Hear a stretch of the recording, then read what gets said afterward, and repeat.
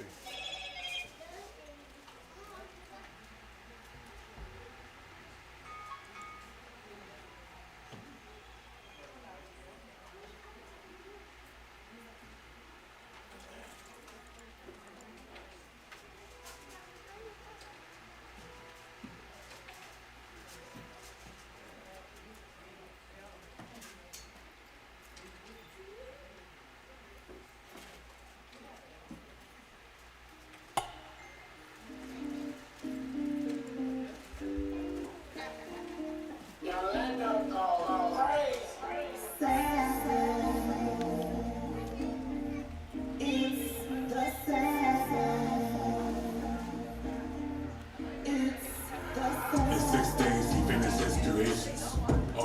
Hey, Baruch. Baruch. Baruch. Hey, Baruch. The mics are still a little loud on the video. The mics are still a little loud on the video. Tell me the mics are still.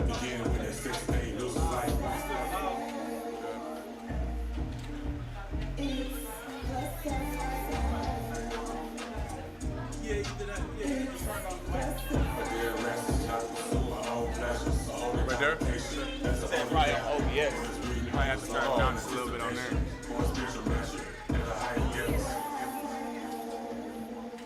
Oh, okay. Yeah. Right there. Probably good. Yep. See what it do. It's on mute, ain't it? Oh, this the audio capture. Okay.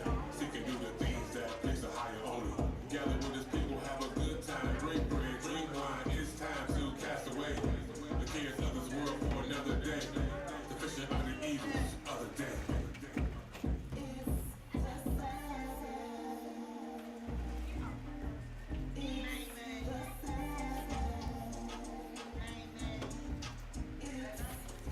The holy days in the Bible are Sabbaths too. Jubilees and his new moons.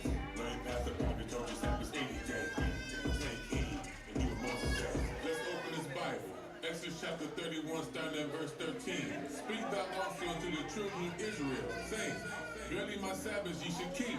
For it is a sign between me and you throughout your generations, that ye may know that I am Ahayah that do sanctify you. For ye should keep the Sabbaths therefore, for it is holy unto you. Everyone that defileth shall surely be put to death. For whosoever doeth any work therein, that soul should be cut off from among his people.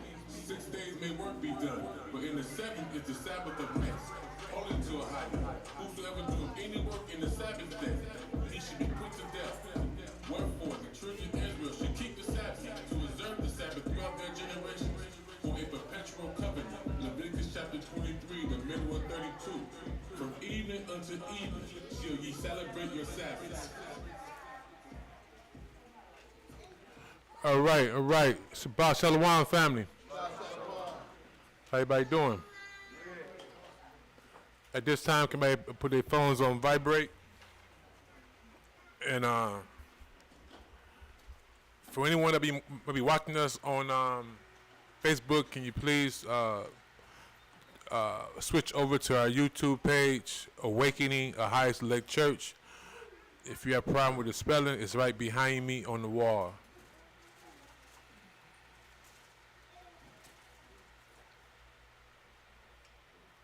Ahayah, the Most High's hour is now.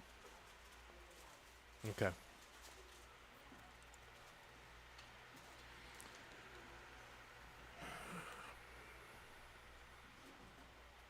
How's everyone week?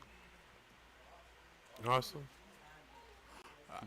I don't know about y'all, but I'm looking forward to the Sabbath. I need some rest. I'm thankful for shoot. Sabbath and Sunday morning, it'd be a good deal for me.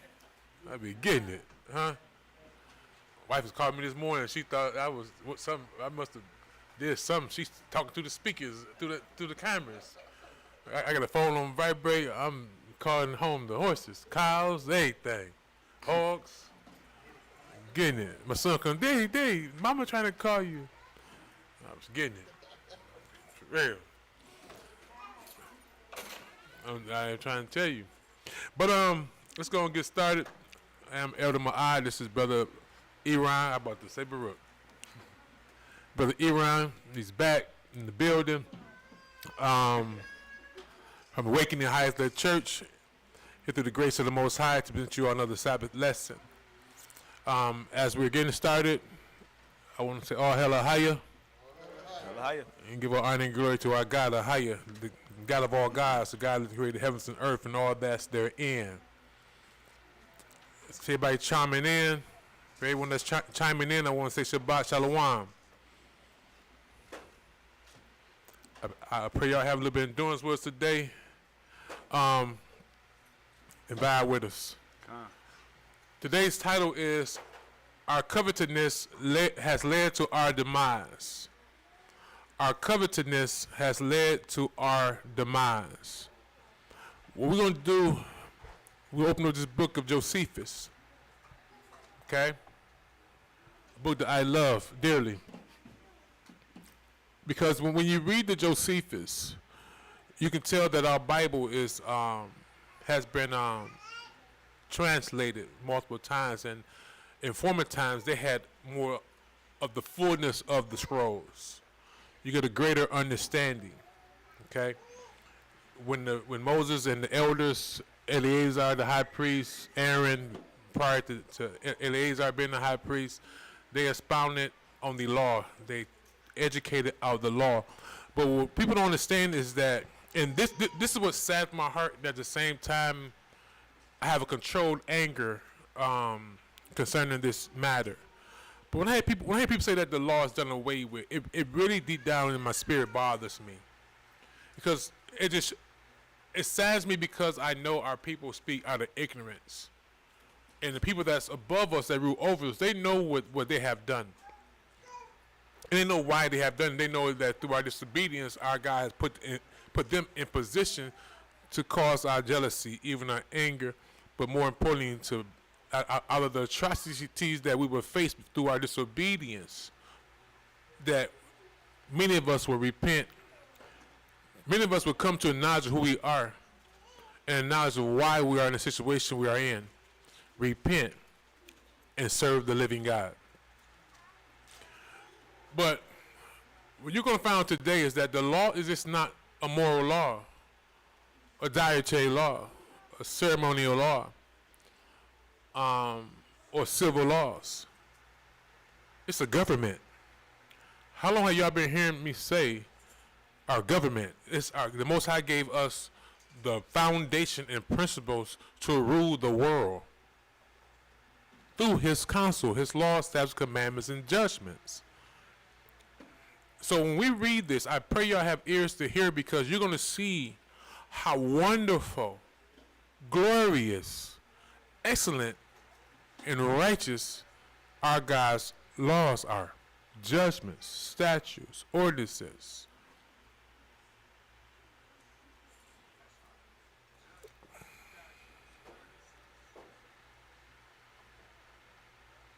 Also, will be brought out in this. Oh, and then you know it's amazing.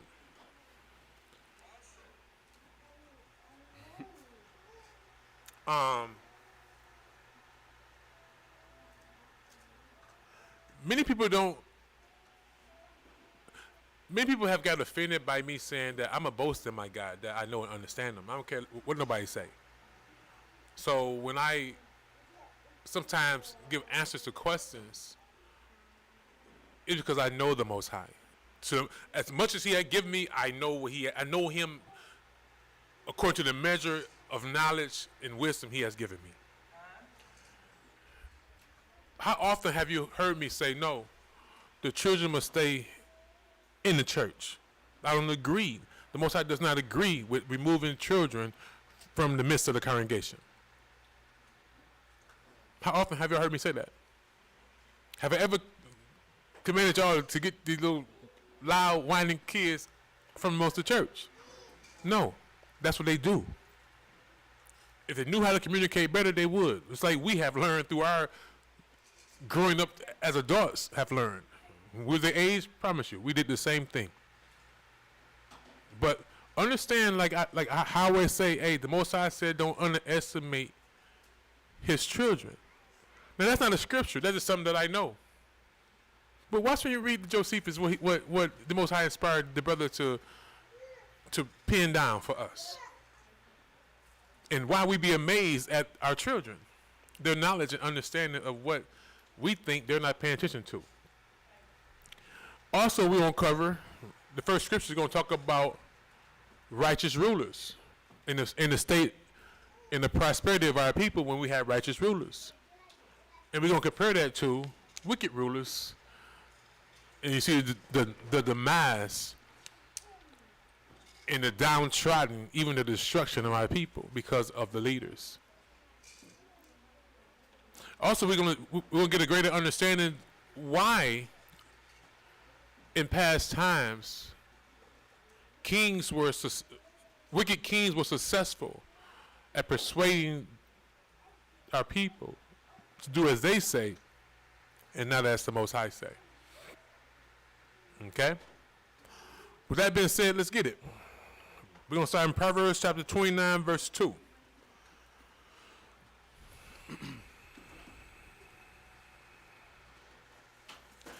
DC, Bianca, Sharona, Lily, Tyrone, Martha, Yohawadai, Shabbat, Shalom. Peace and blessings. Barakatah.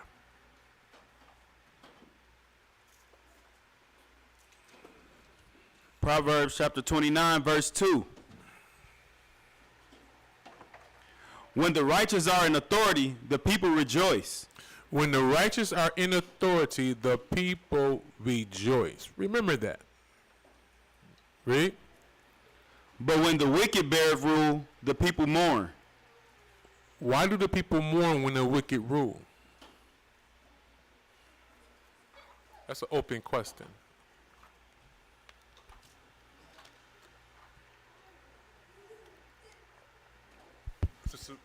Somebody. Because how they get treated. Because how you get treated. Ahayah? Well, so you got a big mouth, but you microphone. Because the wicked is ruling with an iron fist, sword, hard, oppressing, really hard. The wicked always oppress the poor. Milkai.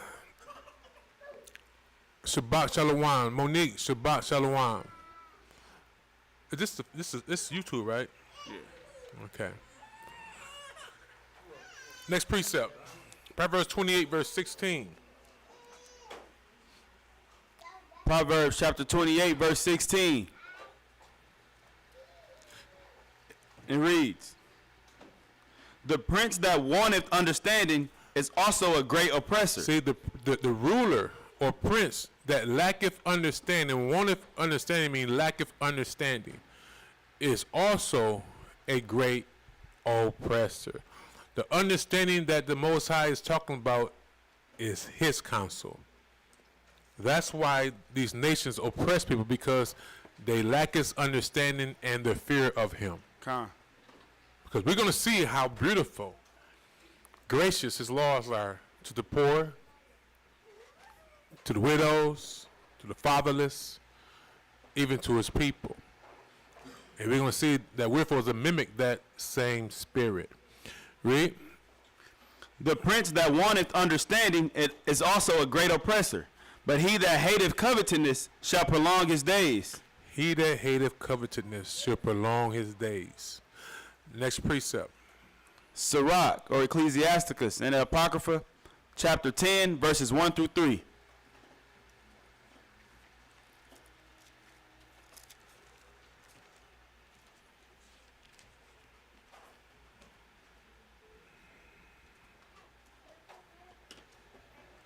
Con, when everyone's there.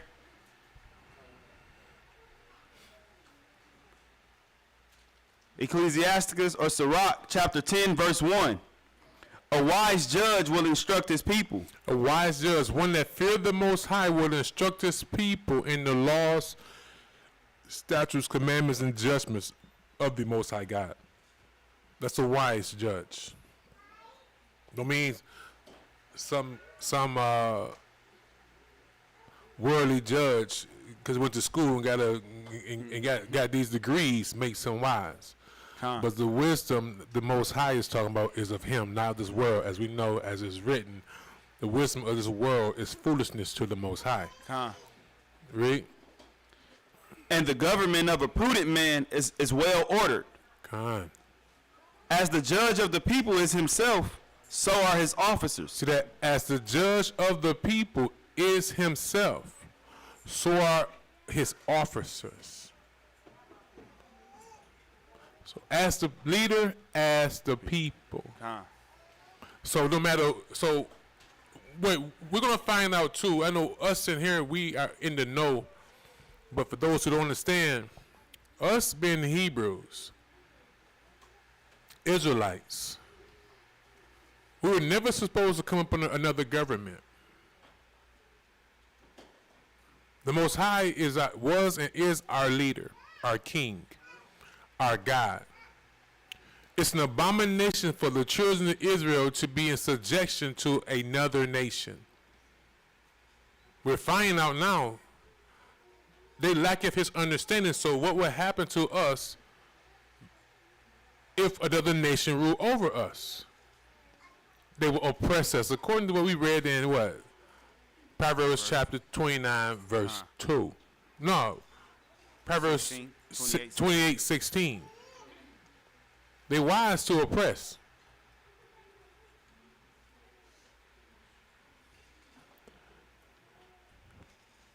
Read that scripture again.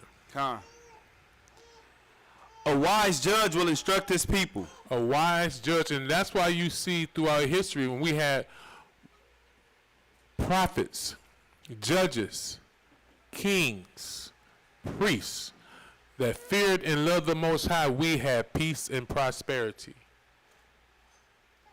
We rejoiced in our God and the benefits that came from our obedience. We rejoiced in it because they instructed us in our God's laws. They were not respectful per person. They did not accept bribes. And then again, we see through our readings in history what happened when those people that I just mentioned turned their backs on the Most High. We're suffering it right now. Let's get it. And the government of a prudent man is well ordered. As the judge of the people is himself, so are his officers. So no matter, so this is why it's futile for our people to vote every 4 years. The system is corrupt. Everybody in council, in Senate, in the presidency office is wicked. As the ruler, as his officers. So they may, hide their hand, throw a rock and hide their hand. But I don't care if it was Trump, Biden, Bush, George Washington. All of them wicked. We're wicked and are wicked. And everybody that they vote or when they when they select like another judge, what they do? What's that called? When the president select like the Supreme Court judges. Supreme Court. Elect whoever you gonna call it. Select. Put it like that. They ain't electing nothing. When they appoint who they appoint. Yeah. So everybody that they're appointing is for them, even though their opposition is wicked. They wicked with their own agendas. They put people in as their officers or their in their offices to support their wicked agendas. You see? It's a game the wicked play. No? There's many evils, and every evil has an agenda. Donald Trump, evil, but he had an evil or an agenda that was different than Joe Biden. Donald Trump, one thing he didn't like openly was sodomites. Joe Biden always been a lover of them. He was the vice president of one, and when he got in office, he showed you who he really loves. To fulfill their wicked agenda. That was different than Donald Trump's agenda. Okay? So, this for insight. Let's get it. As the judge of the people is himself, so are his officers. And that's what you see up in churches. As the leader, as the people. Okay? I was explaining this to somebody, I don't know if it was y'all or somebody. If I had the whoremonger spirit, I'm going to read y'all a scripture out of the Josephus today where you're going to see in the law it talks about if a man had 2 wives. That would be part of our doctrine. See, if men had 2 wives, see, we can have 2 wives. We can have multiple wives. I'll be using every scripture I can find about multiple wives, and men and women will be in this church who are in the same spirit. Facts. Whatever the spirit of the elder is the spirit of the people. And those who are in the church who don't have the spirit of the elder, you know, their sins is outside of the body. You know, so Christianity, you know, as the leader, as the people. In the Hebrew community, we say it all the time. Those who reject Christ and his authority have a used following. You know, when I say reject Christ's authority, meaning they're not doing exactly what the Messiah says. So, even though they proclaim to serve God, we see the fruit thereof. And throughout history, we notice that there always been more people that serve Baal than the Most High. Okay? So, let's get it. And what manner of man the ruler of the city is, such are all they that dwell therein. See there. Read. An unwise king destroyeth his people, but through the prudence of them which are in authority, the city shall be inhabited. A king that does not fear, that lacks the fear of the Most High Ahayah, destroys his people. Sister Levi and I was having a little conversation before we started class about being a murderer. I said that's what the Most High talks about. It's not, the Most High just not talking about physical murder when you get a knife, a rock, a gun, a bow and arrow, and destroy someone. But the more serious murder is being a stumbling block or in cause of offense. That's the most serious murder on earth. She was telling a story about something happened to her yesterday. And with someone that she loves, been knowing for over 20 years. Satan entered into this vessel, and she recognized it, and as opposed to being angry and sinning, she just got off the phone, saying, I'm not going to feed in that, bye. But, like she said, if old Tutu would have came out, all her work, all her labor that she has done in trying to be an example to her children and the others, and even the person on the phone would have been destroyed, because they would have had, she would have lost freedom of speech. They all could have pointed a finger and said, I knew it. We've been waiting. Been waiting for this moment. The Israelites ain't nothing. They worse than us. At least I ain't out here saying that I serve Christ. You do. For real. That's what it means when it says Satan is roaming the earth seeking to devour someone. He's waiting for that, a lion waits for that weak moment. That moment of vulnerability. When that young one leaves, because they want to play with everything, the flock then heard something, got a message to everybody. They took off, but this young one right here chasing the butterfly. You know what I'm saying? Got distracted. So now this little animal is by himself. Here come the lion. But that's what it means in like patience possess thy soul. In patience, protect your soul. Be patient. Don't be haste for nothing.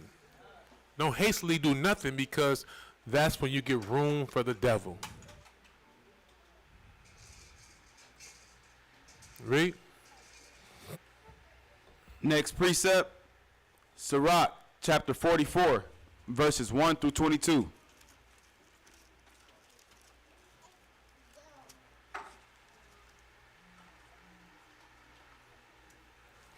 Con, when everyone's there.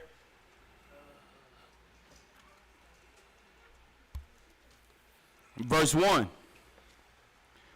Let us now praise famous men and our fathers that begat us. So we're going to praise some famous men and our fathers that begat us, but the Josephus, in Josephus, we're going to deal with Moses.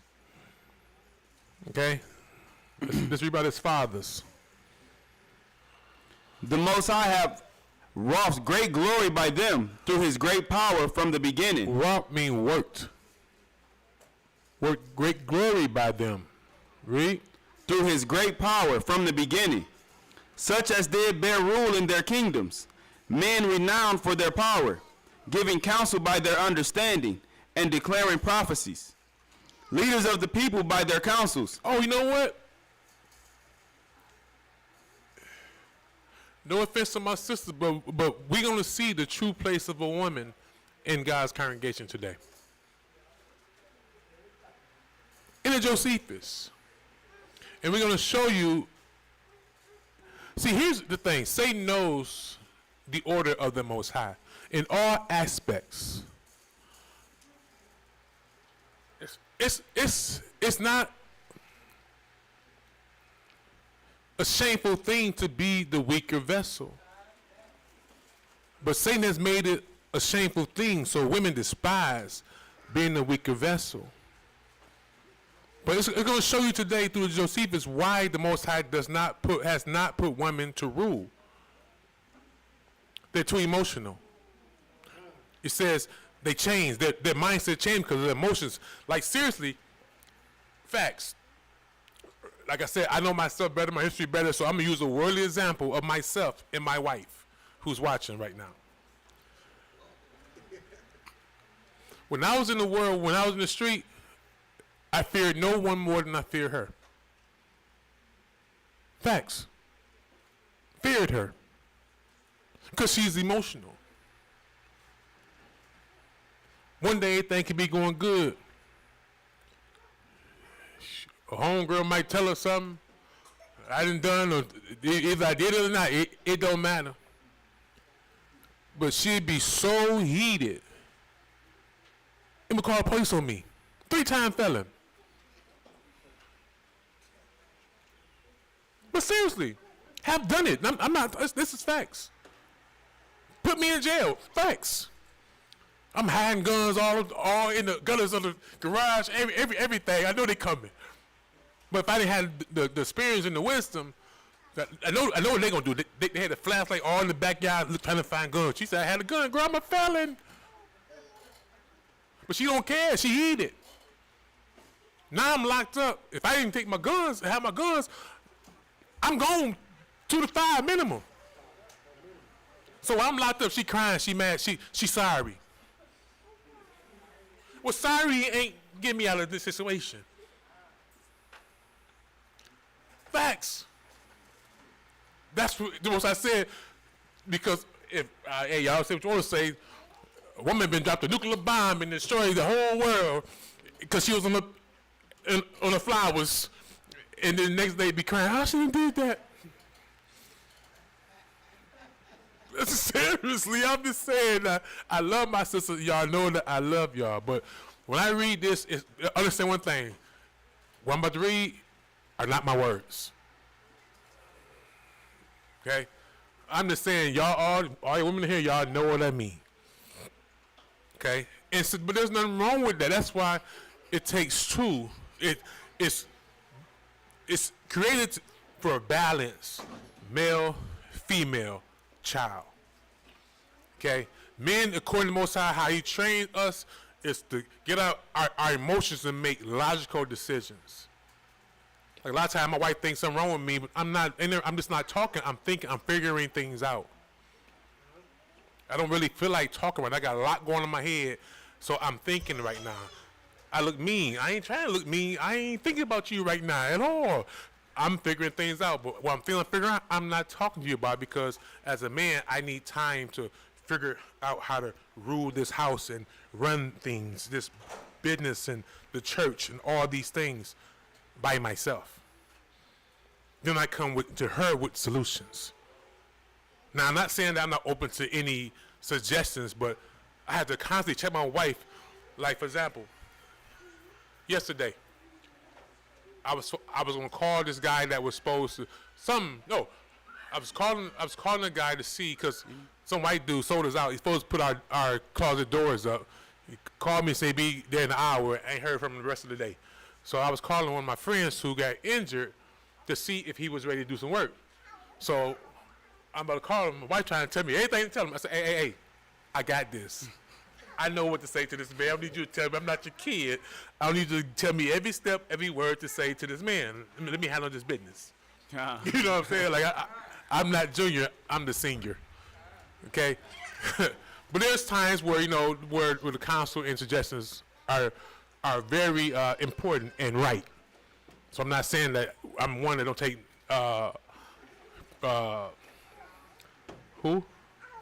counsel from women, because I talk to y'all have some good suggestions sometimes.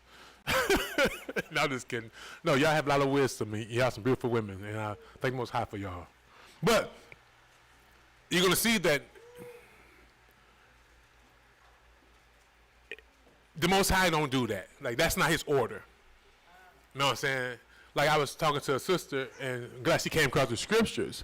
If a woman was in the position to rule over men, the law would be different. Like, for those who don't know, the father, when a damsel or a virgin or a young woman that's in her father's house, right? If she talks to her father about an oath that she's going to make with the Most High. So when you read in the Bible, it says if the father or the husband hear it, it's not that she's talking to the Most High out loud. She's talking to those who are her head about a vow that she's going to make with the Most High. If the father deems it as folly or something that's foolish, then the father has the authority over his daughter to ask the Most High to excuse her. When this damsel, a virgin, I'm going to say virgin because the world think a virgin is one who, never had intercourse, but it's not that entirely. It's also a young lady of marriageable age. For those who know, there's many virgins in the Bible with children, okay? Because America has played with their definition of a virgin to promote a false doctrine called the immaculate birth. So men would think they cannot be perfect as the Messiah was, which promotes men to sin, which plays in their hand so they rule over us. But if a wife does that, goes to her husband, and that's why it's women is very, those who are married or a woman who's not married, if you're gonna make a oath to the Most High, it's very important to come to the one the Most High put over you as your head, me. And also, Joseph, they're gonna show y'all how you're supposed to treat the men the Most High placed over y'all. Okay? For those who understand. But so a woman that's married, before she make a vow to the Most High, she should consult with her husband. Women that are single, consult with your elder. Okay? But if it was any other way, then women would have the authority over the men to do the same thing, but they don't. Men has authority over the woman. That's how as the Bible says, the woman was made for men, not men for women. Okay? But let's get it. Verse 4. Leaders of the people by their counsels, and by their knowledge of learning meet for the people, wise and eloquent in their instructions, such as found out musical tunes, and recited verses in writings. Rich men furnished with ability, living peaceably in their habitations. All these were honored in their generations, and were the glory of their times. There be of them that have left a name behind them, that their praises might be reported. And some there be which have no memorial, who are perished, as though they had never been, and are become as though they had never been born, and their children after them. But these were merciful men, whose righteousness have not been forgotten. See that? The righteousness of these men, the Most High has written down for us as a testimony for us to follow. In the wickedness of those who have been written out of the book of life, He has written down for us as a testimony. Some we never even heard of because the Most High, ain't thinking about them. Read. But these were merciful men, whose righteousness have not been forgotten. With their seed shall continually remain a good inheritance, and their children are within the covenant. Their seed standeth fast, and their children for their sakes. Their seed shall remain forever, and their glory shall not be blotted out. Their bodies are buried in peace, but their name liveth forevermore. The people will tell of their wisdom, and the congregation will show forth their praise. Enoch pleased the Most High, and was translated, being an example of repentance to all generations. Noah was found perfect and righteous. In the time of wrath he was taken in exchange for the world. Therefore was he left as a remnant unto the earth when the flood came. An everlasting covenant was made with him, that all flesh should perish no more by the flood. Abraham was a great father of many people, and glory was there none like unto him, who kept the law of the Most High, and was in covenant with him. He established the covenant in his flesh. Understand, all these men is showing us that the law was already established way before Moses. These are Moses' fathers. Con. Okay? Abraham did what? Kept the law of the Most High, Con. and was in covenant with him. He established the covenant in his flesh. And Circumcision. and when he was proved, he was found faithful.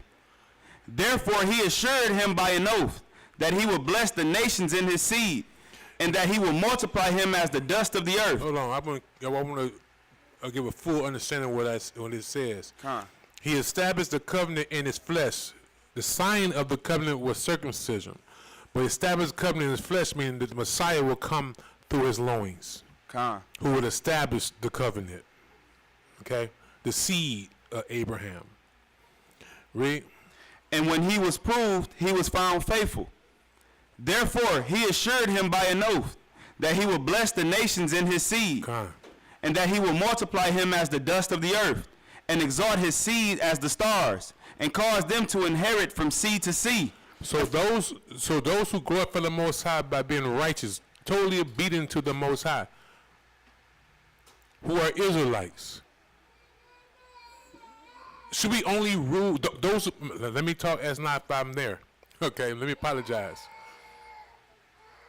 For those Israelites who make it into the kingdom, is our kingdom only in Israel? Do our kingdom has limits, borders? Where does it say they will rule from those who make it, that are Israelites? From where? From sea to sea, From sea to sea, and where? and from the river unto the utmost part of the land. To the utmost part of the land, to the end of the earth. Read. With Isaac did he establish likewise for Abraham his father's sake the blessings of all men and the covenant. Read all of it. Verse 23, and made it rest upon the head of Jacob. He acknowledged him in his blessing, and gave him an heritage, and divided his portions. Among the 12 tribes did he part them. So we know Abraham had 8 children total. He had 8 total. But the covenant and the promises went through Isaac and Jacob, Jacob's children. It's where it says, and divided his portions among the 12 tribes did he part them. These are the children of promise and of the covenant, the children of Jacob, who are called Israelites. He didn't establish this covenant with any other people. Next precept. So what is this heritage that was given to our fathers, even to us? Ecclesiastes 17. No. No. Let's get it. No. Let's go to Josephus. Page 95. I'm going to read it. 103. The book of Josephus, page 95 to page 103. People, pay attention, please. The Antiquities of the Jews, chapter 8. The what's how you say it? The policy, how you say that? Polity. The poetry. Let's get what that means.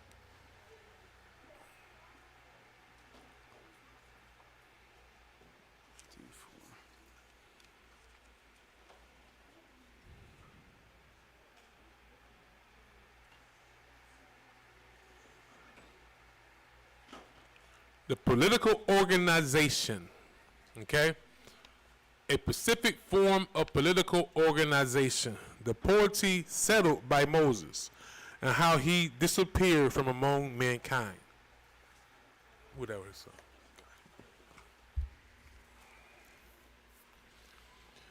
When 40 years was completed, wherein 30 days Moses gathered the congregation together near Jordan, where the city of Abilah now stands, and a place full of palm trees, and all the people being come together, he spake thus unto them. And I want to say this because I have family members as well as people that I know who is falling into this deception. I said this months ago, but Utah is not the land of Israel. Utah. Because they named some mountains similar to the biblical names of mountains in the books. And the Red Sea may look like something that's in the ground at Utah. That's not the land. That's a deception, people. Con. Let me ask you a question. As I propose to my family members, if Utah is the actual land of Israel, where are the creatures at? Con. Where are the animals? Where are the lions? Where are all these beasts that the Bible speaks of? Palm trees, Con. camels.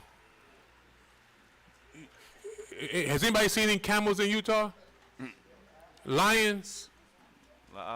You sure? Huh?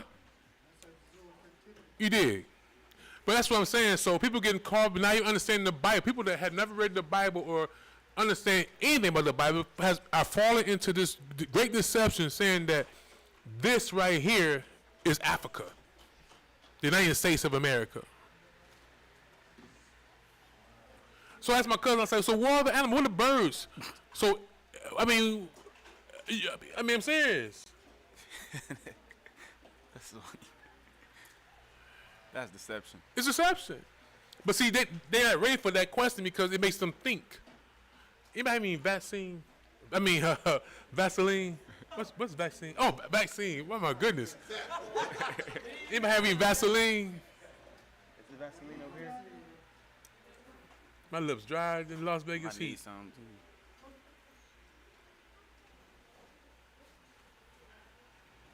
I'm going to go out my truck and get my chapstick. Well, I'll catch 5 of these mugs. Where the Vaseline go?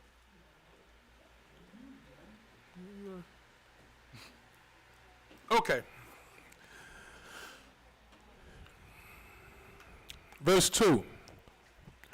O you Israelites and fellow soldiers who have been partners with me in this long and uneasy journey, since it is now the will of the Most High, in the course of old age, at 120, require it that I should depart out of this life. And since Ahayah has forbidden me to be a patron or an assistant to you in what remains to be done beyond Jordan, I thought it reasonable not to leave off my endeavors even now for your happiness, but to do my utmost to procure for you the eternal enjoyment of good things, and a memorial for myself, when you shall in the fruition of great plenty and prosperity come. Therefore, let me suggest to you by what means you may be happy, understand what Moses is about to say and what these pastors and what the powers to be have taught us concerning the thing that the Most High through Moses deemed as our true happiness, our peace, and prosperity. And understand the contrariness of the two. I thought it reasonable not to leave off my endeavors even now for your happiness, but to do my utmost to procure for you the eternal enjoyment of good things. The eternal enjoyment of good things eternally, not temporarily.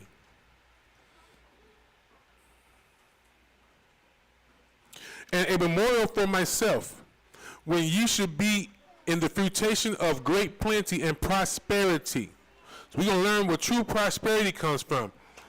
It ain't what these pastors been talking about and preaching about.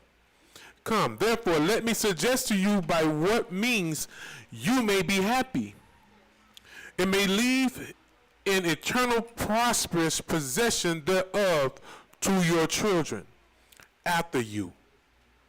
This is the heritage the Most High is speaking about. Passing this down to our children. So we have no vaccine. How you say it? Vaseline. Vaseline.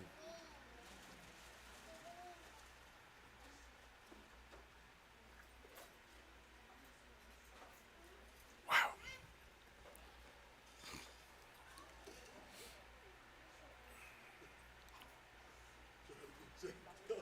Huh?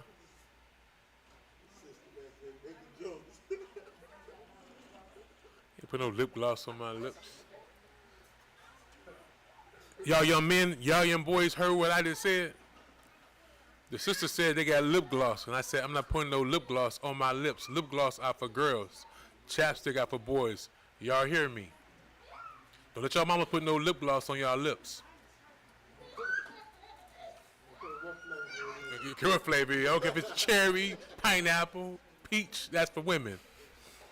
Okay? Where we at? Let me suggest to you by what means you may be happy and may leave an eternal prosperous possession thereof to your children after you. And then let me thus go out of the world. And I cannot but deserve to be believed by you, both on account of the great things I have already done for you, and because when souls are about to leave the body, they speak with the sincerest freedom.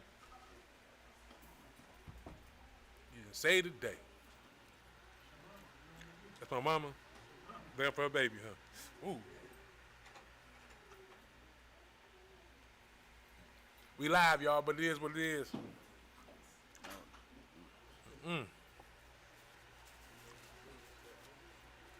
Like a whole new person. Let's get it. Huh? O children of Israel, there's but one source. Listen to this, my people. Junior, playtime over right now. I want you to pay attention to what's been spoken by the Most High. O children of Israel, there's but one source of happiness for all mankind. This is why the whole world seeks for happiness in multiple ways but cannot find it. No matter how much money they accumulate, how many toys they buy, how many women they buy, how many men they buy, you know what I'm talking about. It don't bring true happiness. There's always a void there. There's only one source. The Most High created men to have one source of happiness. O children of Israel, there's but one source of happiness for all mankind, not just Israelites. The favor of the Most High, for he alone is able to give good things to those that deserve them, and to deprive those of them that sin against him. towards whom, if you behave yourselves according to his will and according to what I, who well understand his mind, do exhort you to, for you will both be esteemed blessed, and will be admired by all men, and will never come to misfortunes, nor cease to be happy. You will then preserve the possession of the good things you already have, and will quickly obtain those that you are at present in want of. Only do you be obedient to those whom the Most High would have you to follow. Read again. Only do you be obedient to those whom God would have you to follow. Nor do you prefer any other constitution of government before the laws now given you.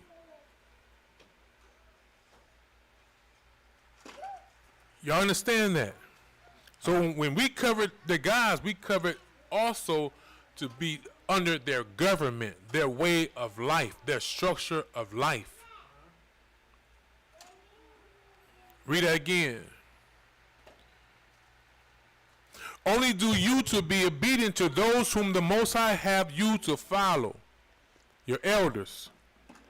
Nor do you prefer any other constitution of government before the laws now given you. We are not to vote or desire this kingdom or its government. It's an it's abominable. It's abomination. Neither do you disregard that way of divine worship. Neither do you disregard, Junior, pay attention to your daddy. Junior, sit over here with your grandmama.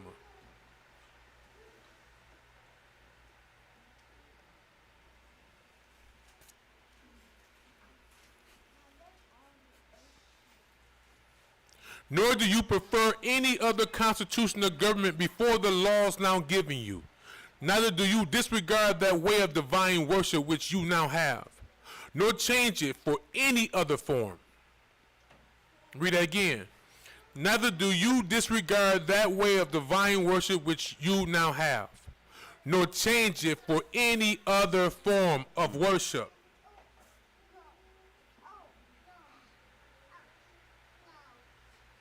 And if you do this, you would be the most courageous of all men.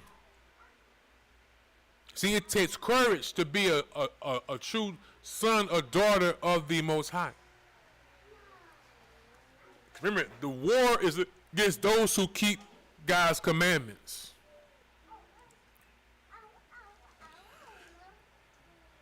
In undergoing the fatigues of war, it will not be easily conquered by any of your enemies. For while God is present with you to assist you, it is to be expected that you will be able to despise the opposition of all mankind.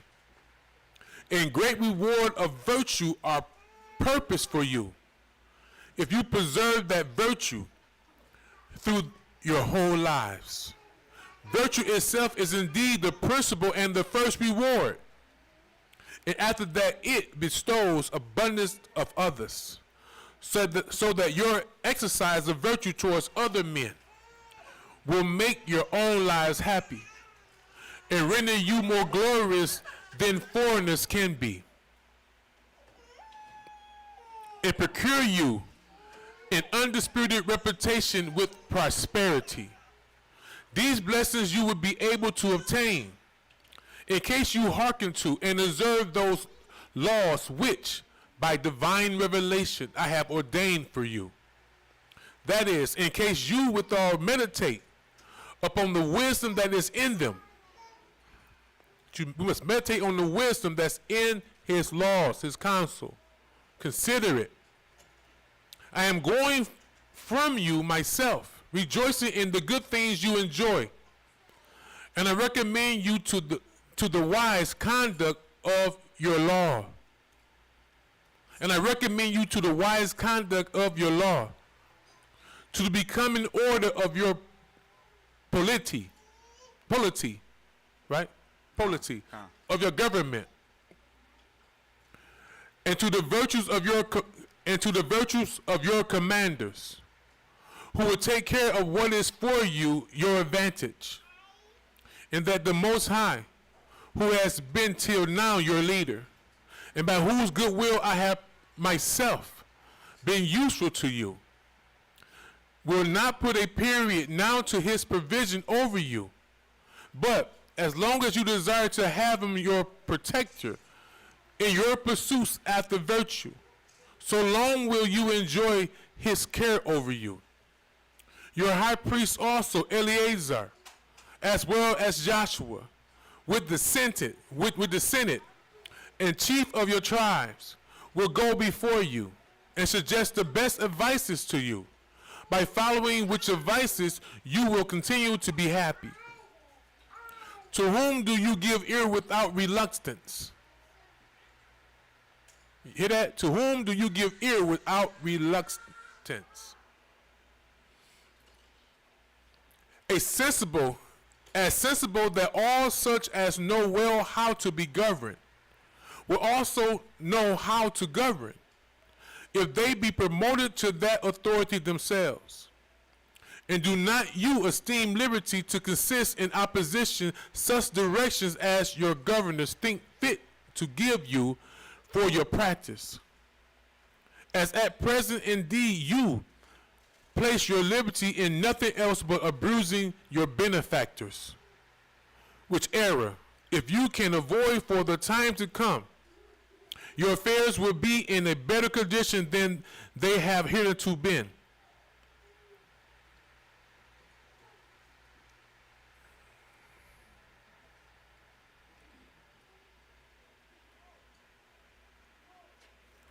Nor do you ever indulge such a degree of passion in these matters as you have oftentimes done when you have been very angry at me.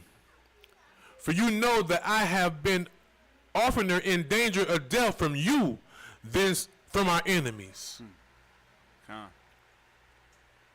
What I now put you in mind of is not done in order to reproach you, for I do not think it proper.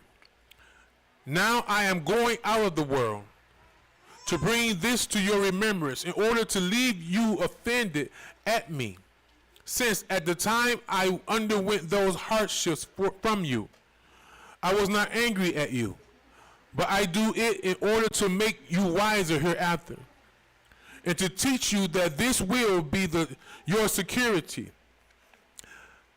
I mean, that you never be injurious to those that preside over you, even when you are become rich, as you will be to a great degree when you have passed over Jordan and are in possession of the land of Canaan. Since when you should have once proceeded so far by your wealth as to a contempt and disregard of virtue, you will also forfeit the favor of the Most High. And when you have made him your enemy, you will be beaten. You will be beaten in war, and will have the land which you possess taken away again from you by your enemies, and this with great reproaches upon your conduct. You will be scattered all over the world, the whole world, and will as slaves entirely fill both sea and land. And when once you have had the experience of what I now say, you will repent and remember the laws you have broken when it is too late. Whence I would advise you, if you intend to preserve these laws, to leave none of your enemies alive when you have conquered them, but to look upon it as for your advantage to destroy them all, lest if you permit them to live, you taste of their manners, and thereby corrupt your own proper institutions. I also do further exhort you to overthrow their altars and their groves, and whatsoever temples they have among them, and to burn all such their nation and their very memory with fire. For by this means alone, the safety of your own happiness, your own happy constitution can be firmly secured to you. And in order to prevent your ignorance of virtue and the degeneracy of your nature into vice, I have also ordained you laws by divine suggestion in a form of government, which are so good that if you regularly observe them, you will be esteemed of all men the most happy. When he had spoken thus, he gave them the laws and the constitution of government written in a book, upon which the people fell into tears and appeared already touched with the sense that they should have a great want of their conductor, because they remembered what a number of dangers he had passed through, and what care he had taken of their preservation.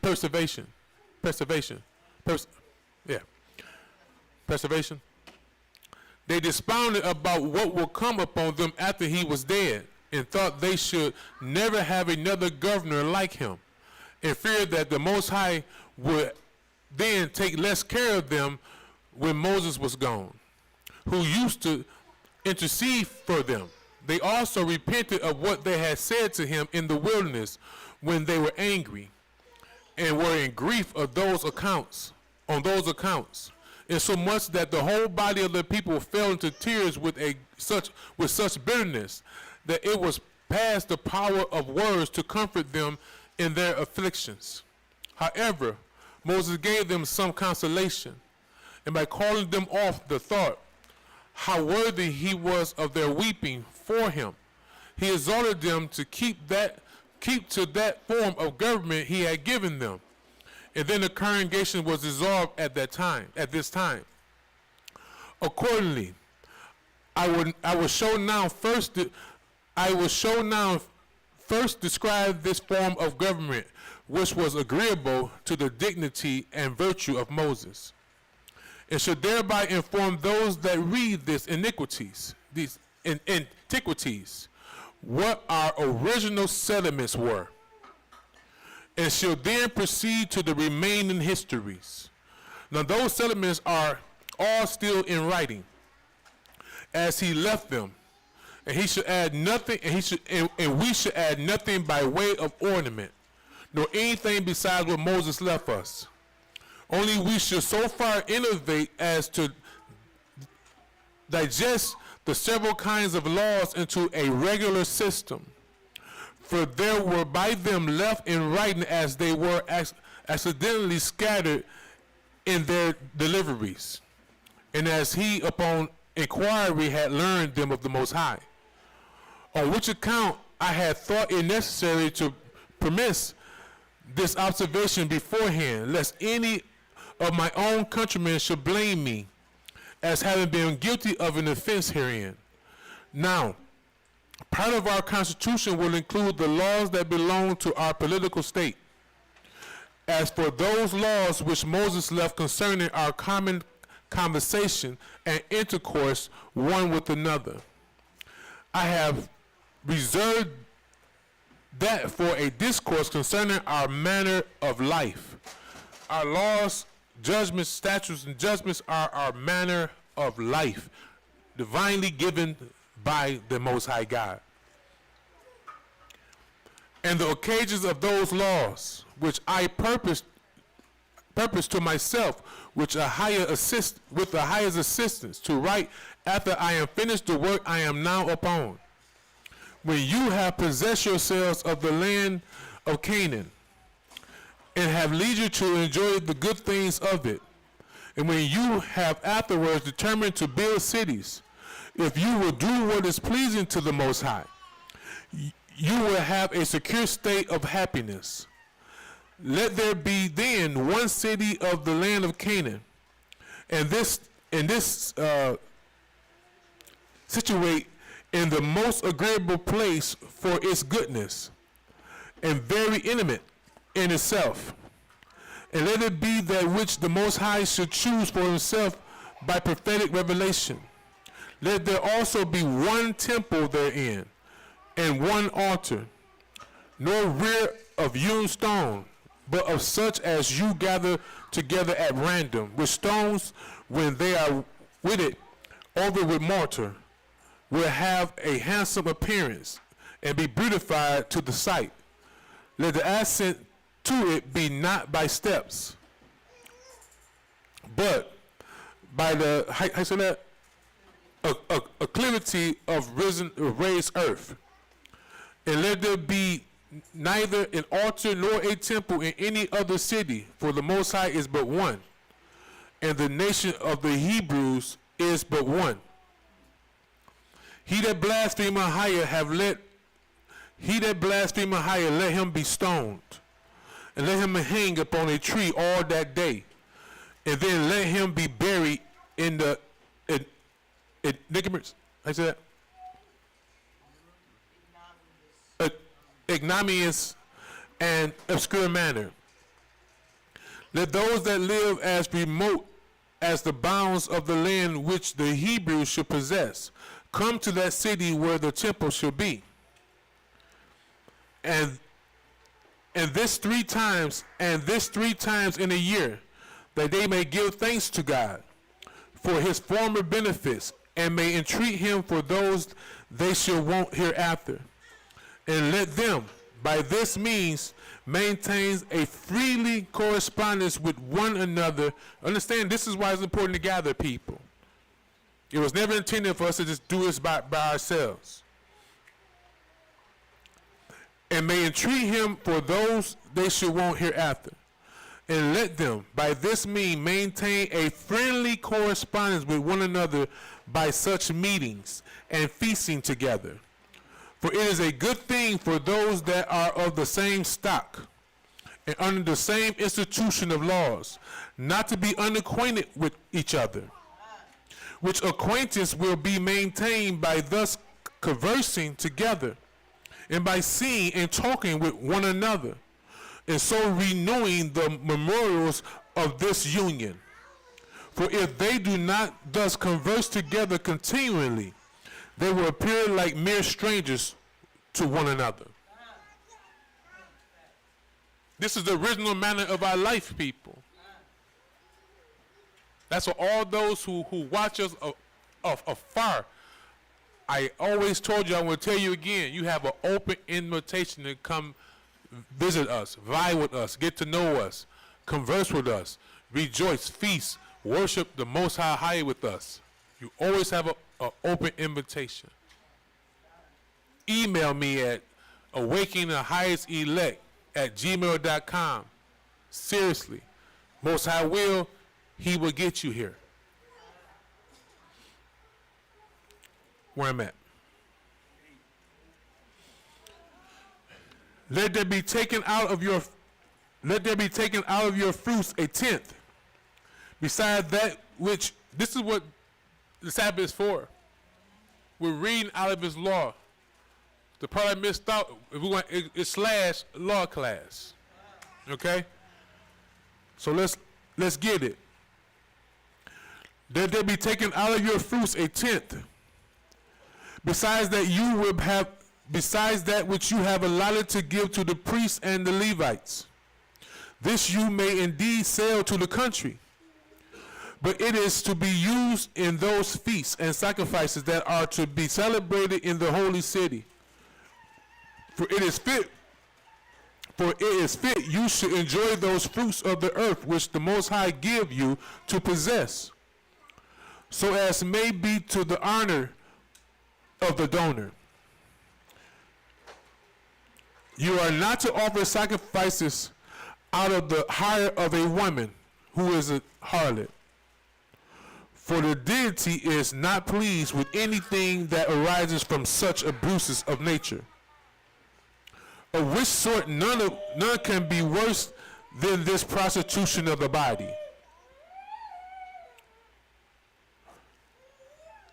My people, I'm going to read that again, then I want you to understand, for all those who do not believe the Bible is real and that Satan is real, well, if he ain't, what is this invisible creature doing?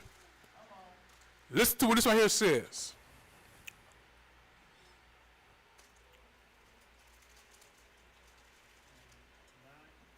Yeah. You are not to offer sacrifices out of the hire of a woman who is a harlot. For the deity is not pleased with anything that arises from such abuses of nature, of which sort none can be worse than this prostitution of the body. What does Satan have our women doing right now? The thing that the Most High despise. This is the manner of women in the earth today. Satan has glorified it, highly esteemed that every woman looked just like a whore. Somebody wrote on Facebook a couple weeks ago, it's like a sin for a woman to wear clothes now.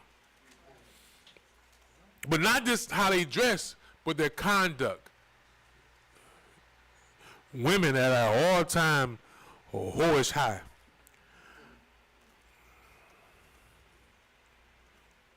In like manner, no one may take the price of the covering of a bitch, either of the one that is used in honey, not a chick, a female dog, okay, a dog. Huh. See, either of the one that is used in honey. Women ain't used to hunt, dogs are, okay? I ain't talking about you. Or in keeping of sheep, or thence sacrifice to the Most High.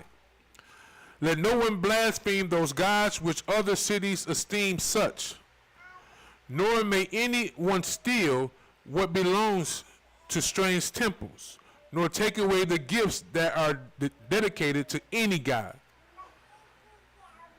Let no one blaspheme the nation's gods.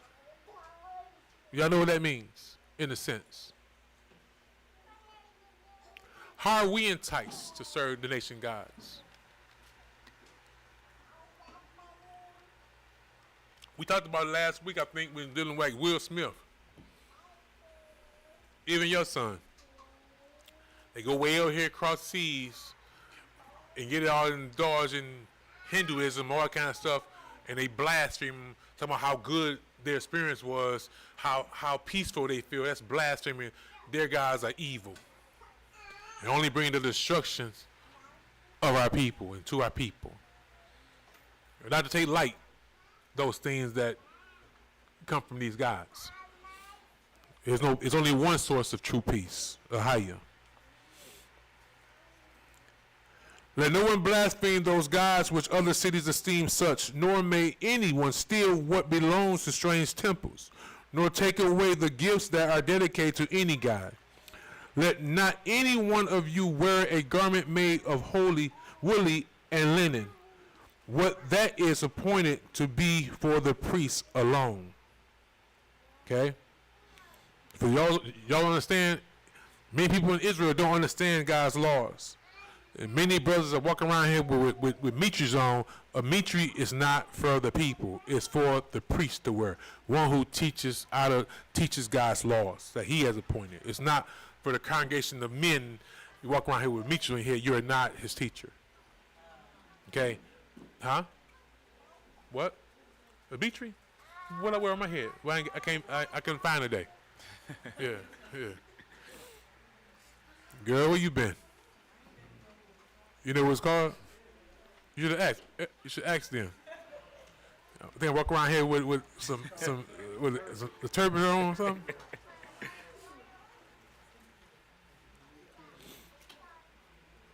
Yeah. When the multitude are assembled together, listen to this, my people. When the multitude are assembled together unto the holy city for sacrificing, every 7th year, at the Feast of Tabernacles, let the high priest stand upon a high desk, which he may be heard, and let him read the laws to all the people. And let neither the women nor the children be hindered from hearing. Let me read that again. When the multitude are assembled together unto the holy city for sacrificing, Let the high priest stand upon a high desk, which he may be heard, and let him read the laws to all the people. And let neither the women nor the children be hindered from hearing. So why don't we let the children go to another room and draw and coloring books? But also it's showing that what? The women are not teachers. And any woman that have a problem with that, you got a problem with the Most High order. Read again for all those women who think they are inspired to be teachers, okay? And let neither the women nor the children be hindered from hearing, no, nor the servants neither. For it is a good thing that those laws should be engraven in their souls and preserved in their memories, that so it may not be possible to blot them out. For by this means they will not be guilty of sin when they cannot plead ignorance of what the laws have enjoined them. The laws also will have a greater authority among them, as for telling what they will suffer if they break them, and imprinting in their souls by this hearing what they command them to do, that so they may also be within their minds the intentions of the laws which they have despised and broken, and have thereby been the causes of their own mischief. Let the children also learn the laws as the first thing they are taught. Read that again. Let the children also learn the laws as the first things they are taught, which will be the best thing they can be taught, and will be the course of their future. I say that? Felicity. Philosophy. Felicity. Philosophy. Felicity. Felicity. Let's get that. Government, right? Children. Y'all understand that? The laws laws of the Most High God come before what you learning in school. This is your education. Young men, young women in here, young girls in here. Jordan. You too. Ko-Fi. No, I'm serious. Like, y'all understand, these are God's children. He created them with ears, and his word does what it does to them. That's what he's saying. Deuce. Get this, y'all. Let the children also learn the laws as the first thing they are taught, which will be the best thing they can be taught, and will be the cause of their future felicity, thing that rules over them. Let everyone commemorate before the Most High the benefits which he bestowed upon them at their deliverance out of the land of Egypt. And this twice every day, both when the day begins and when the hour of sleep come. Gratitude being in its own nature a just thing, and serving not only by way of return for past, but also by way of invitation. Invitation of future favors. What is that saying?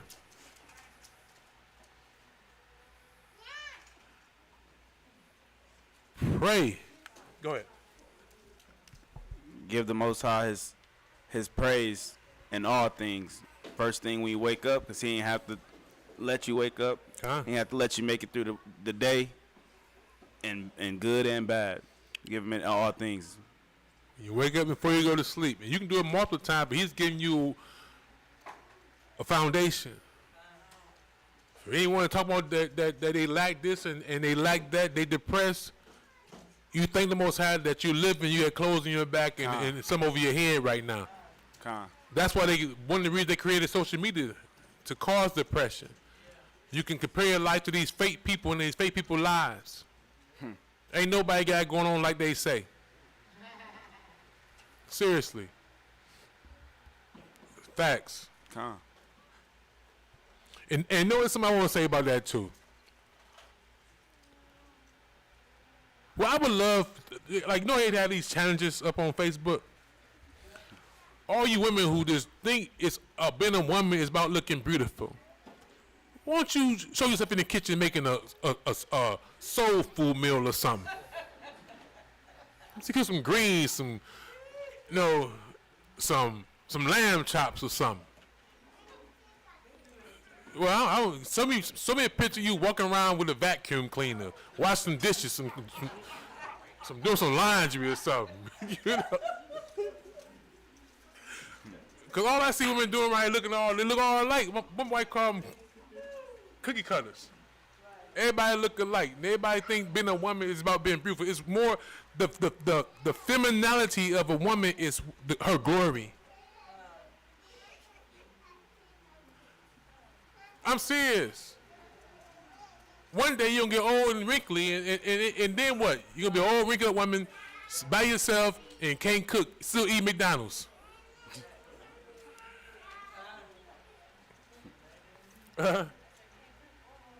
Can't cook or hold conversation for real.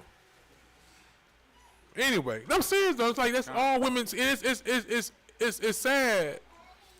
Like, I mean, it's sad, but it's a sign of the last days. Like, I remember back when I was a kid, and I'm not promoting this, but when a woman dressed provocative and somebody raped her or whatever, they blamed it on how she was dressed. Okay? Now today, women are dressing like that, and they're blaming men for only one thing from them. It's the package that you presenting. You're saying that, you know, you've been around me too long, girl. Sound this looks like me. But that's what you advertising. Hey, it's hot and ready, $3.99. You know what I'm saying? But I'm saying though. So now women are talking about ain't no good men. It's how you present yourself. It's what you bring to the table. That's something else too. Well, I'm about to go somewhere. Nah.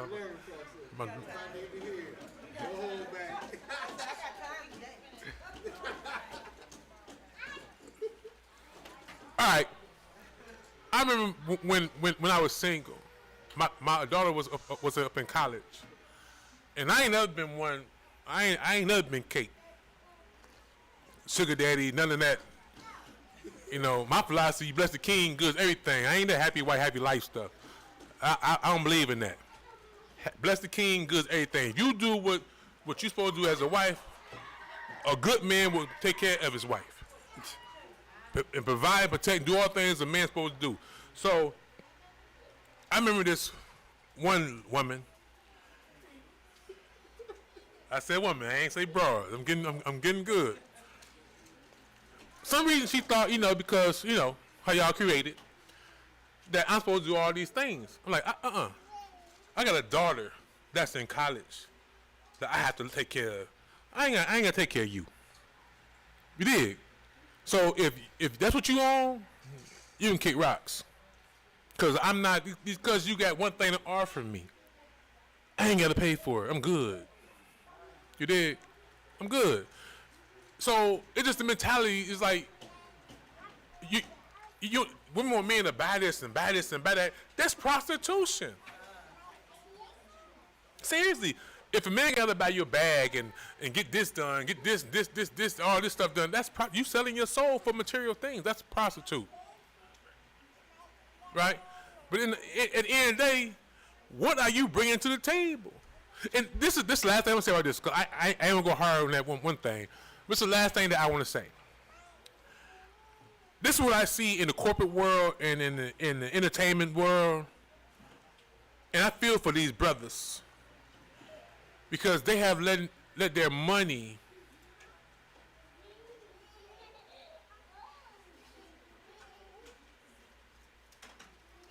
pacify or cover the flaws of their women or their wives. Because now you got this so-called gorgeous woman who can't cook, don't want to cook, don't want to clean, but now she ain't got to because you got somebody in your house cooking for you, somebody that clean for you. So all she good for is that.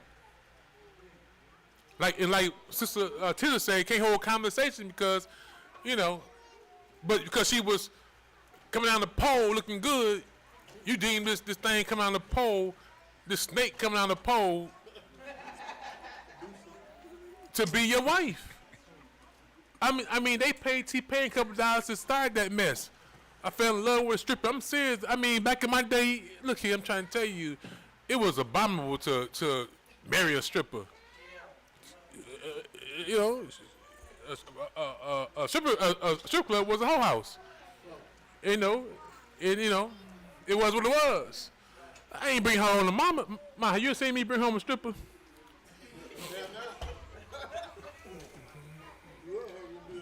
You know what I'm saying?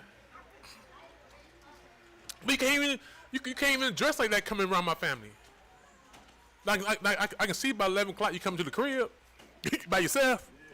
If I say something more, be quiet. But anyway, but when that you come, but by my mom, my family, your thighs out, you got on a little cheerleading outfit, nah. But that's the norm now. So women complain that there's no good men, men complain there's no good women. Guess why? There's no knowledge of God in the land. That's what it is, people. The Most High is who teach us how to be what He created, not the government. That's why it says desire no other form of government, no other form of worship. The government teaching our children what? To be, what y'all call them things? What they call themselves now? Start with a P. Pronouns, right? Be a pronoun. I don't know, pronoun, what's pronoun? He, she, what? They, them, their. It and stuff. It. I don't know. They probably ain't it. So I don't know. But listen. So look, the Bible just said, let God's laws be the first thing our children learn. Right. Right now, but I understand the importance of what the Most High is saying. Right. Let the law be the first thing and the best thing your children can learn. What are they teaching our kids in grade school now? In what, preschool now? Who? You can be an X and stuff. Give Sister Joanna the microphone. He ain't hit you that hard, boy. You gonna live.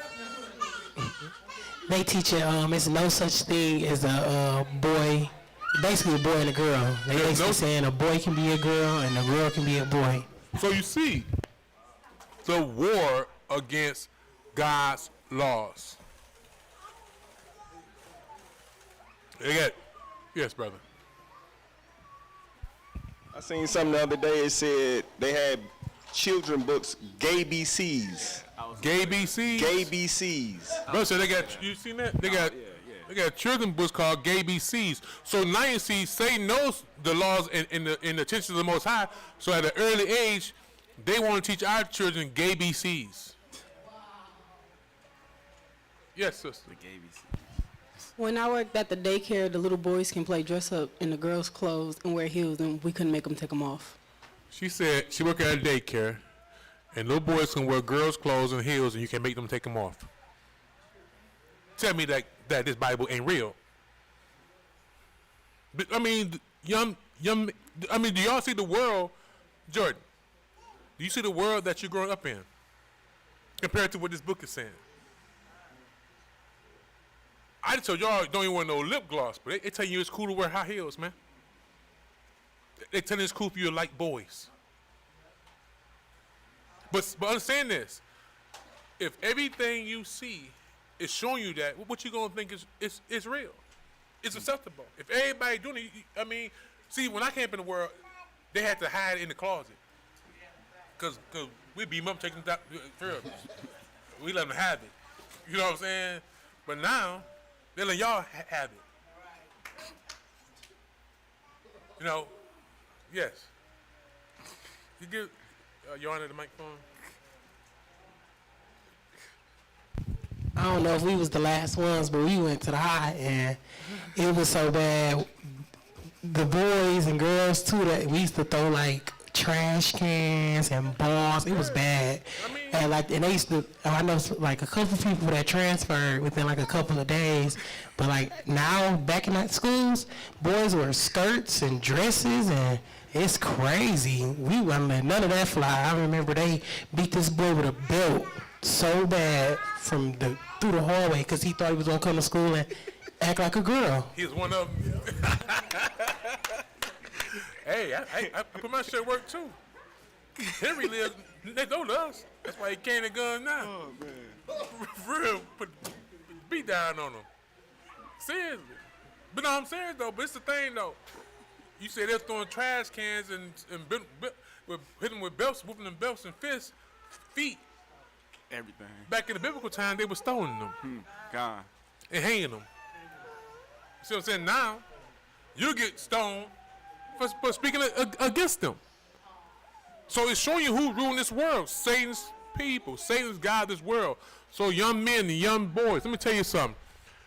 And it's what I want y'all to understand. Jordan, quit twisting your hair, man. Y'all try to be crazy with that. That's one thing I hate about, what you call them little things? Huh? Dreads? I don't care how y'all feel about what I'm about to say, but this is how I feel. You remember that man come here? It irritates me because when it comes to hair, that's something that women do to me. Now this is my opinion. When y'all it's just constantly in your hair, that just irritates me for real. Yeah, the middle guy sat back like, what you doing, man? Like, see, I mean, I see women all day long missing hair. I don't want to see a boy or a man. Stop it. You go home with that. Not in my face. I don't like that. That just irritates me.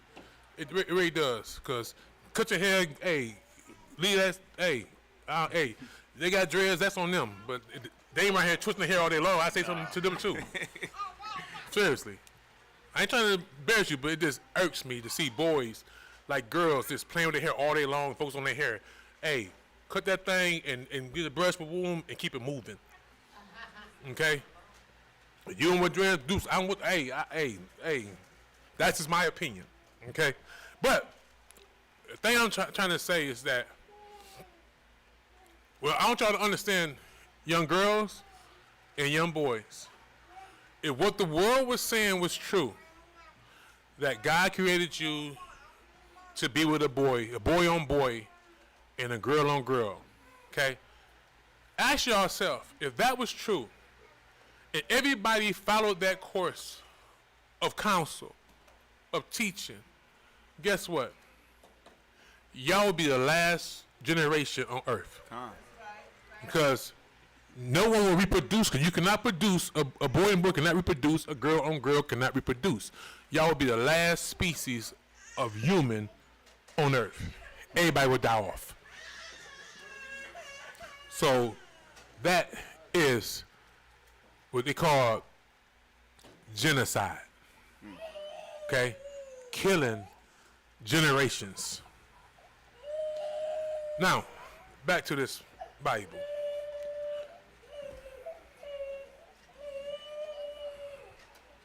Where we at? In the middle of 13. Let's get 13 again. TJ, you can be right, man.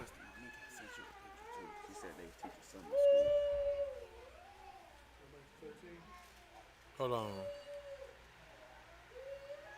Wow. Sister Monique showed us a picture, y'all. How sickening. The gay BCs.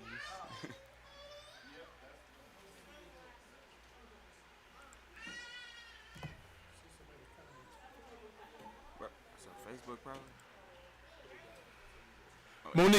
Monique, would you transfer over to the YouTube page? It's Facebook or YouTube? Yeah, it's Facebook. Right? Would you transfer to our YouTube page, sis?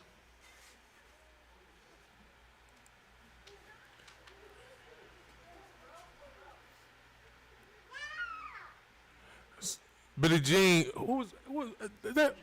Tiana, it's my last time reading your comment. You bring your butt right in here with us, and like we just read a little while ago. It's important to be amongst God's people, to converse, fellowship, build relationships.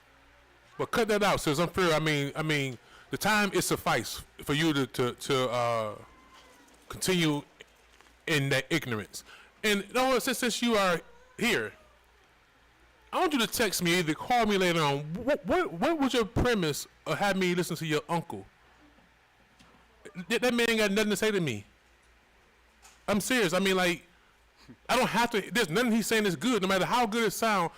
Me, as a servant and teacher of the Most High God, I can on the outside look at the brother. First of all, like, he's like, what commandments is he teaching? Is he keeping? He's still breaking the Sabbath.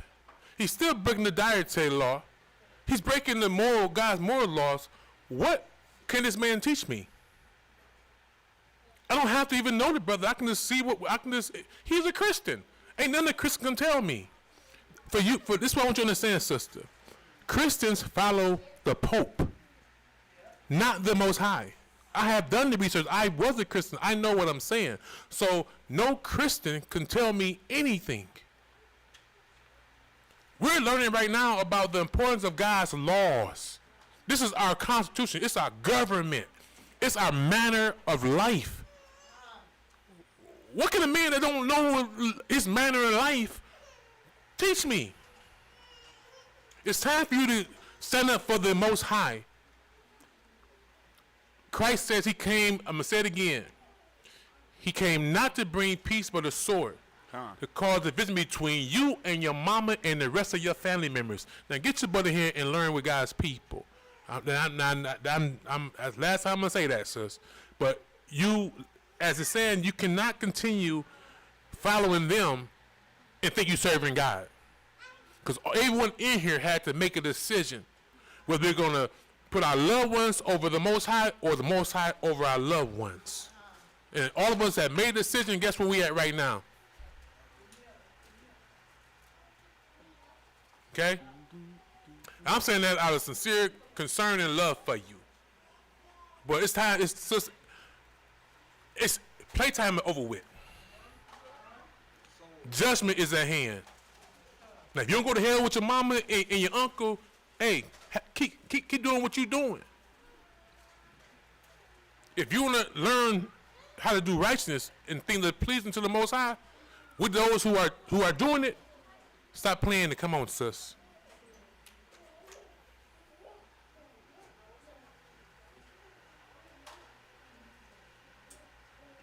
Oh, she done told the truth on you. She said it was you, not her. He right here. The other conversation I asked about was about something separate from that. So it's you. You the corporate. What do you? Why would I want to listen to this dude?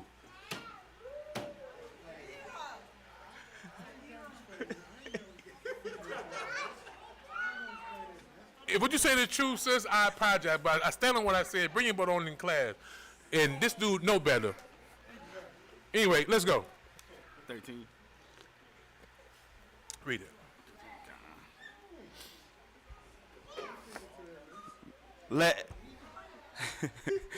Let everyone commemorate before the Most High the benefits which he bestowed upon them at their deliverance out of the land of Egypt, and this twice every day, both when the day begins and when the hour of sleep comes on.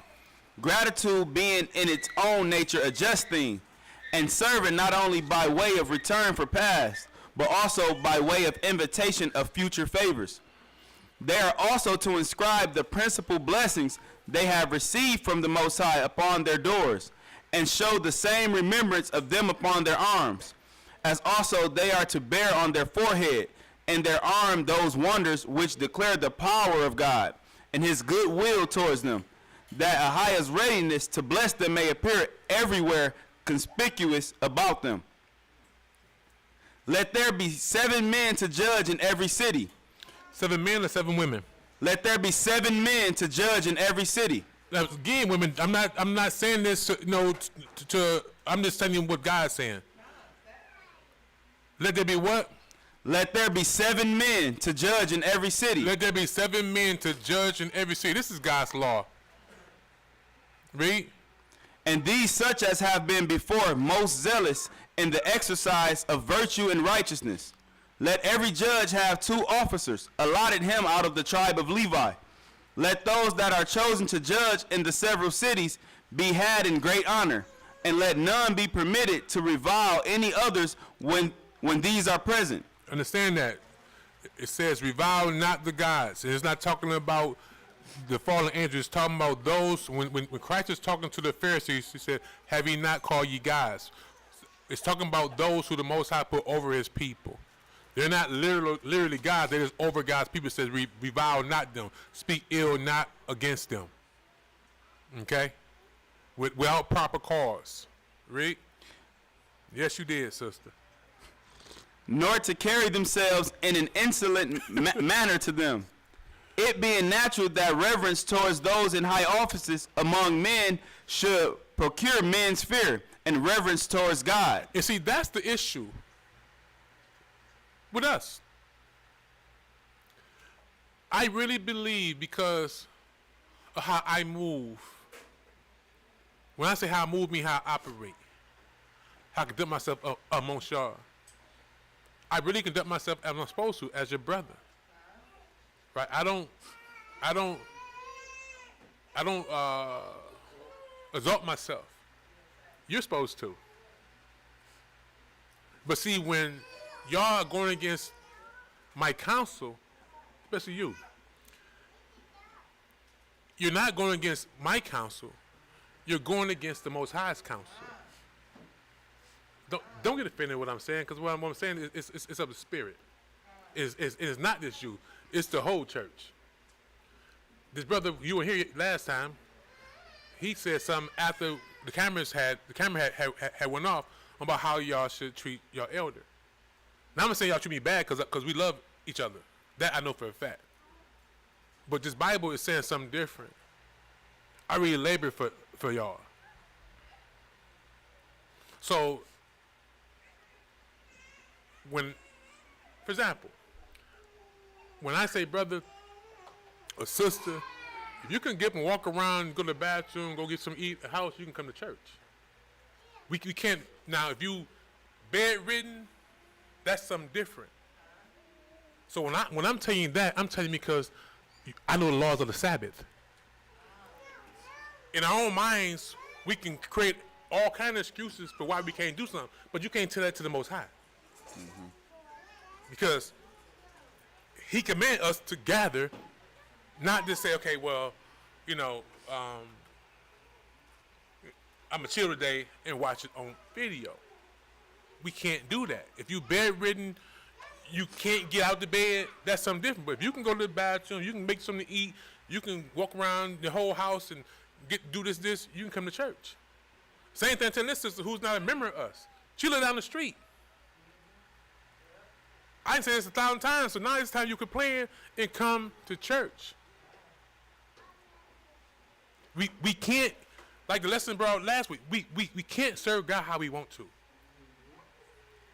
Many of us have deceived ourselves, thinking that we can serve God the way we want to. And in Judgment Day, you're meant for a rude awakening. Because you may make excuses for himself, but you can't. The Most High don't accept excuses.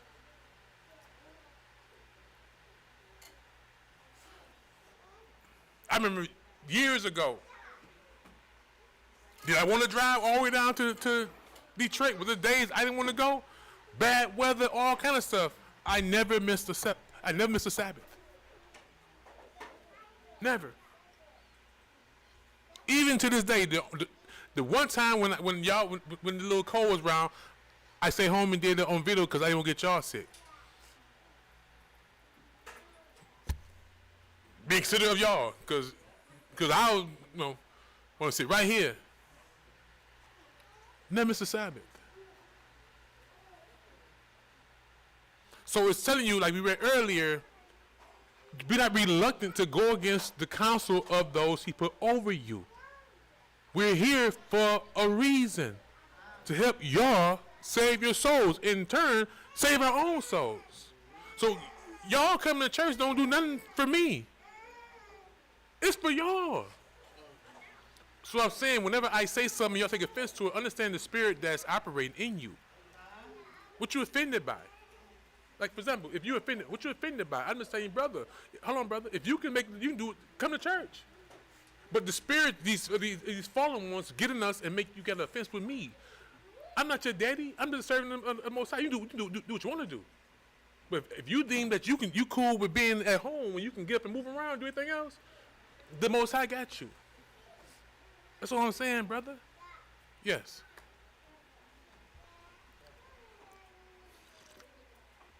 But only before you get there, what I was saying is there's times I think that I'm just too close to y'all, cause I mean y'all forget I'm y'all elder. But then like I don't want to change, cause when reading the book right here, it really shows you how Moses was. See, the Bible don't give you details about Moses. Like Moses was a real general of the army. Moses didn't like wearing his garments. Moses put on some common clothes and knew the people by name. He was amongst the people. That's what I'm saying, brother. We just read that Moses said, even though Moses tried his hardest, he interceded for the people and was amongst them. He said that his life was in jeopardy more about the people than from the enemy. Who was trying to kill Moses? Satan. Who was causing all these offenses when Moses just loved them? But Satan was putting these people who allow themselves to be overtaken because of pride. Brother, I ain't never told you nothing wrong. But you're the first person to make a little funny face when I say something to you. You know what I'm saying?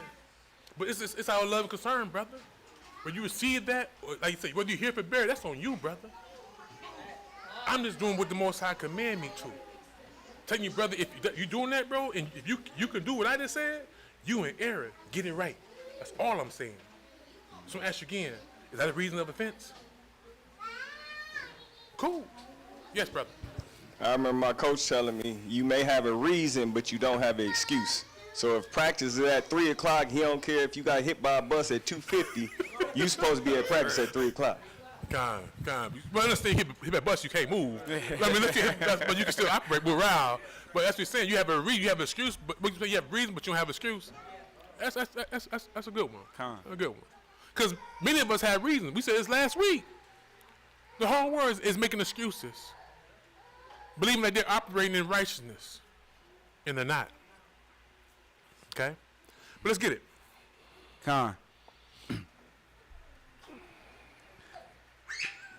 Let those that judge be permitted to determine according as they think to be right, unless anyone can show that they have taken bribes, to the perversion of justice, or can allege any other accusation against them, whereby it may appear that they have passed an unjust sentence. For it is not fit that causes should be openly determined out of regard to gain, or to the dignity of the suitors, but that the judges should esteem what is right before all other things. Otherwise, the Most High will by that means be despised, and esteemed inferior to those, the dread of whose power has occasioned the unjust sentence. For justice is the power of the Most High. He therefore that gratifies those in great dignity supposes them more potent than the Most High himself. But if these judges be unable to give a just sentence about the causes that come before them, which case is not unfrequent in human affairs, let them send the cause undetermined to the holy city, and there let the high priest, the prophet, and the Sanhedrin determine as it shall seem good to them. But let not a single witness be credited, but 3 or 2 at the least, and those such whose testimony is confirmed by their good lives. But let not the testimony of women be admitted. Let not what? But let not the testimony of women be admitted. Read. On account of the levity and boldness of their sex. Hold on. Let's get it. I'm just trying to say, because people be getting mad at me. You know.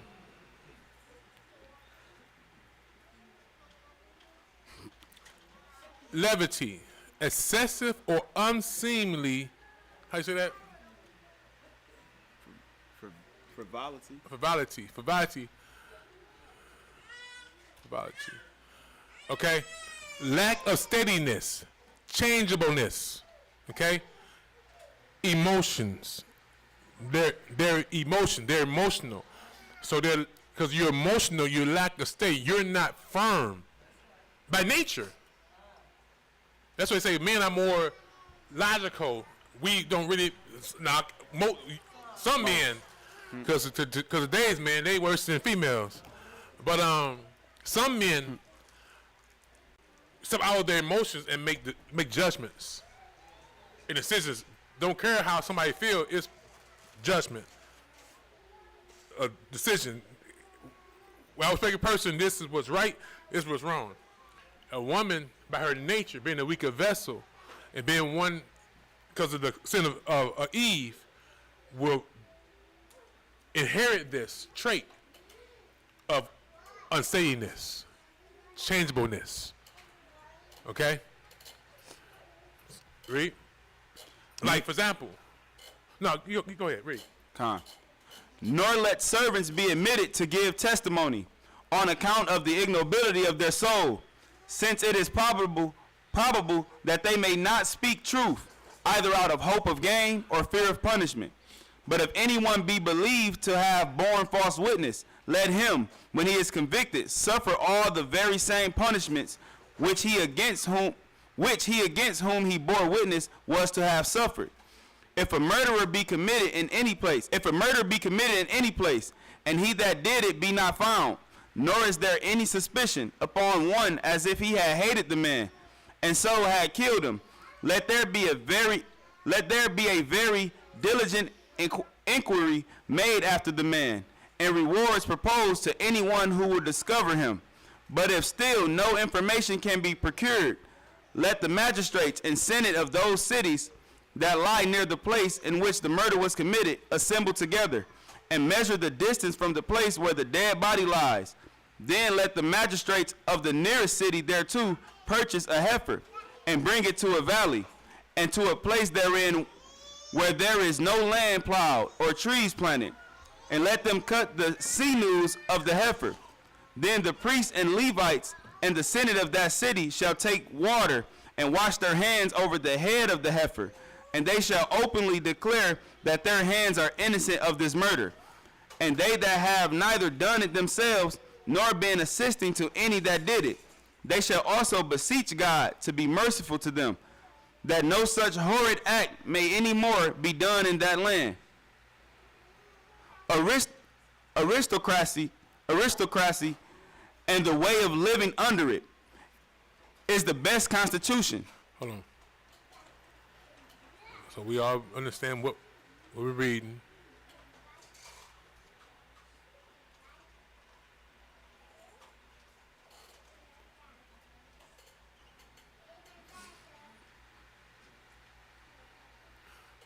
Government by the best individuals, or by a small privileged class. Okay, so those who the Most High put over us. Read. And may you never have any inclination to. No, start over again. Aristocracy and the way of living under it is the best constitution. And may you never have any inclination to any other form of government. And may you always love that form, and have the laws for your governors, and govern all your actions according to them. For you need no supreme governor but the Most High. But if you shall desire a king, let him be one of your own nation. Let him be always careful of justice and other virtues perpetually. Let him submit to the laws, and esteems the Most High's commands to be his highest wisdom. But let him do nothing without the high priest and the votes of the senators. Let him not have a great number of wives, nor pursue after abundance of riches, nor a multitude of horses, whereby he may grow too proud to submit to the laws. And if he effect any such things, let him be restrained, lest he become so potent that his state be inconsistent with your welfare. And we're going to read about the kings who went contrary to this commandment. And read. Let it not be esteemed lawful to remove boundaries, neither our own, nor of those with whom we are at peace. Have a care you do not take those landmarks away which are, as it were, a divine and unshaken limitation of rights made by Ahayah himself to last forever. So the land the Most High gave, this people is theirs. That people is theirs. It's not yours. Let them alone. Okay? Read. Since this, going beyond limits and gaining ground upon others, is the occasion of wars and seditions. For those that remove boundaries are not far off in attempt to subvert the laws. He that plants a piece of land, the trees of which produce fruits before the 4th year, is not to bring thence any first fruits to the Most High, nor is he to make use of that first fruit himself, for it is not produced in the proper season. For when nature has a force put upon her at an unseasonable time, the fruit is not proper for the Most High, nor for the master's use. But let the owner gather all that is grown on the 4th car, for then it is in the proper season. And let him that has Fourth what? 4th year? what's this car? 4th year. 4th year? Yeah. But let the owner gather all that is grown on the 4th year, for then it is in its proper season. And let him that has gathered it carry it to the holy city, and spend that, together with the tithe of his other fruits, and feasting with his friends, with the orphans and the widows. But on the 5th year the fruit is his own, and he may use it as he pleases. You are not to sow with seed a piece of land which is planted with vines, for it is enough that it supply nourishment to that plant. And be not harassed by plowing also. You are to plow your own land with oxen. Have y'all ever seen, anybody ever planted a garden? You know how like when things have vines, you can't plant no greens there? Because it takes over that territory, it's for itself. It's crazy, ain't it? So you plant what's over there, but those have vines, they need their space to do what they do. Read. You are not to sow with seed a piece of land which is planted with vines, for it is enough that it supply nourishment to that plant. And be not harassed by plowing also. You are to plow your land with oxen, and not to oblige other animals to come under the same yoke with them, but to till your land with those beasts that are of the same kind with each other. The seeds are also to be pure and without mixture. So are we to knowingly eat GMOs? Again, do you see how Satan attacks God's laws? It's a hard find to find fruit with seeds in itself. Read. The seeds are also to be pure and without mixture, and not to be compounded of 2 or 3 sorts, since nature does not rejoice in the union of things that are not in their own nature alike. Animals? Yeah, go ahead. Yeah, all that. Yeah, slicing and mixing. Yep. Read. Yeah. Cut it out. But yeah, let's go. For example, let's read. Nor are you to permit beasts of different kinds to gender together.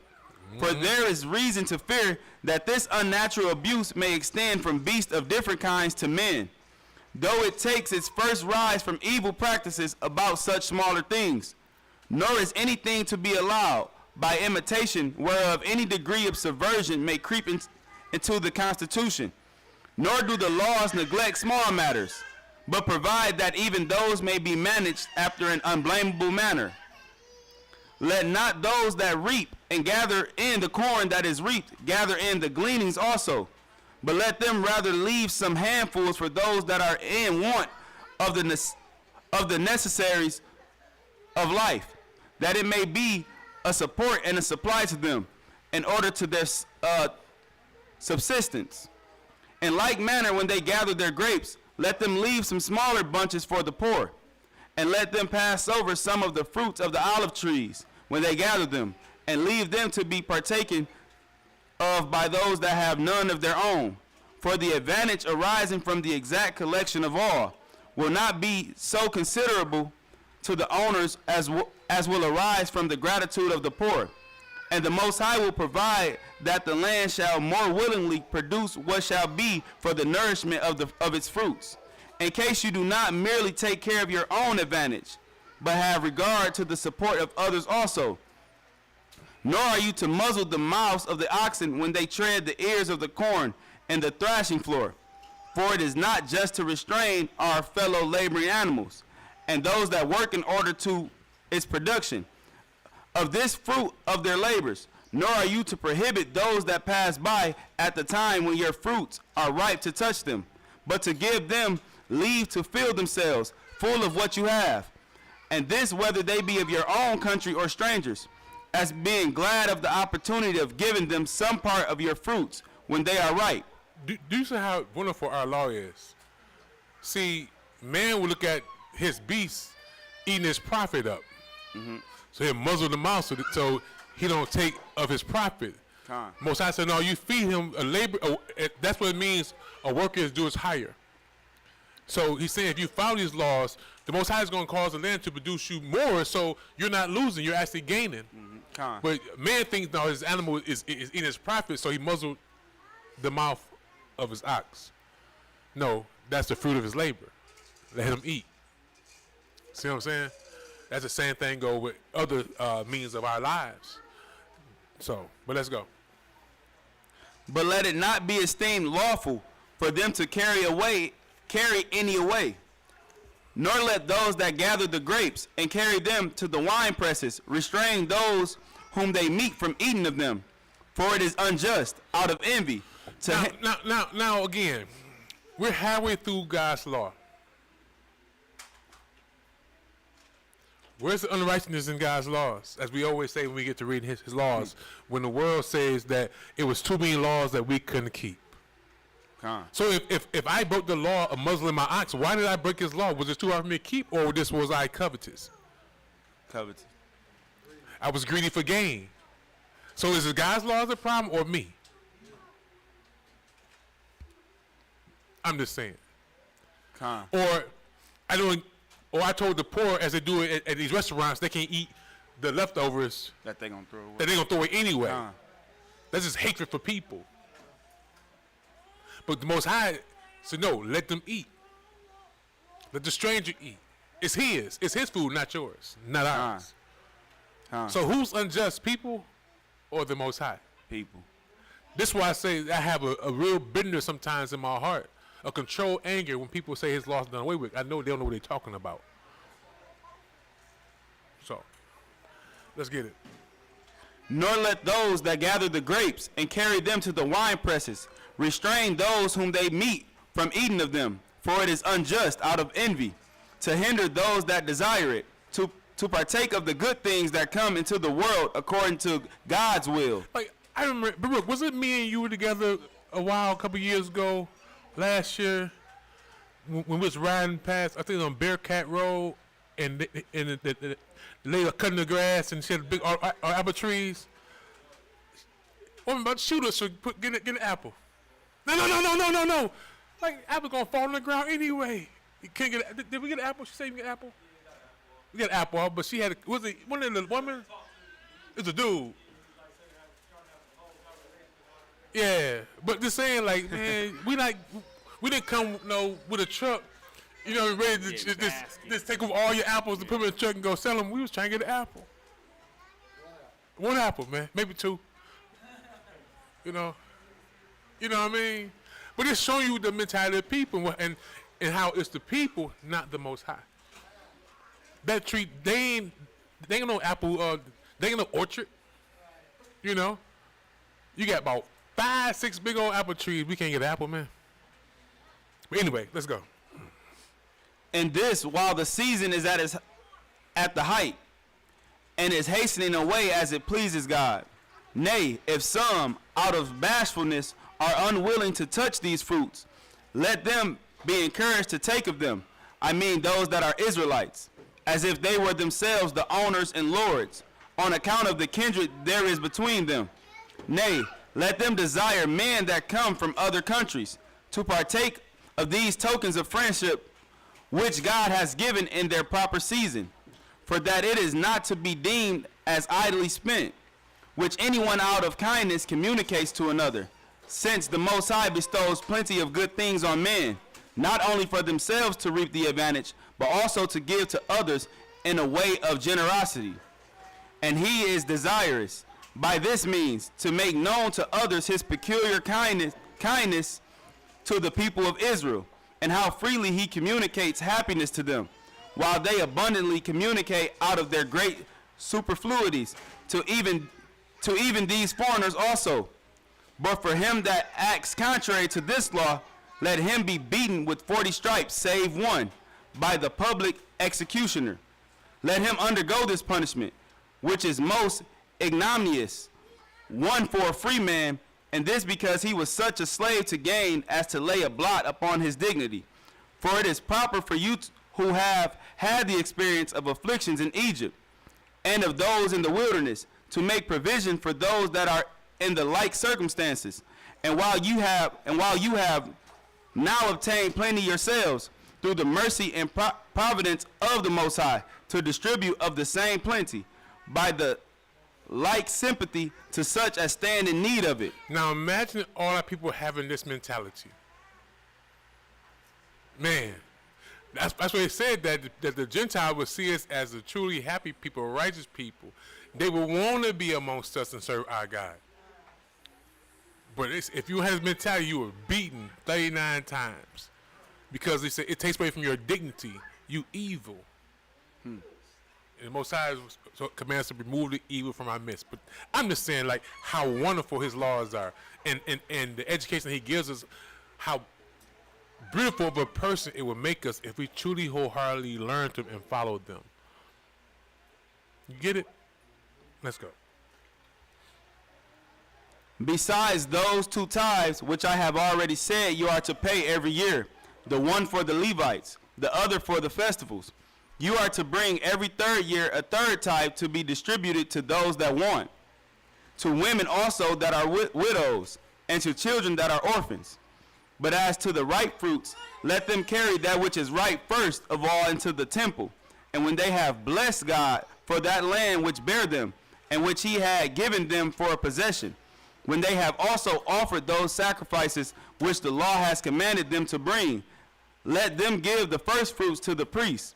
But when anyone have done this, and have brought the tithe of all that he have, together with those first fruits that are for the Levites and for the festivals, and when he is about to go home, let him stand before the holy house and return thanks to the Most High, that he have delivered them from the injurious treatment they had in Egypt, and have given them a good land and a large, and lets them enjoy the fruits thereof. And when he have openly testified that he have fully paid the tithes and other dues according to the laws of Moses, let him entreat the Most High that he will be ever merciful and gracious to him, and continue so to be to all the Hebrews. Entreat means pray to. Read.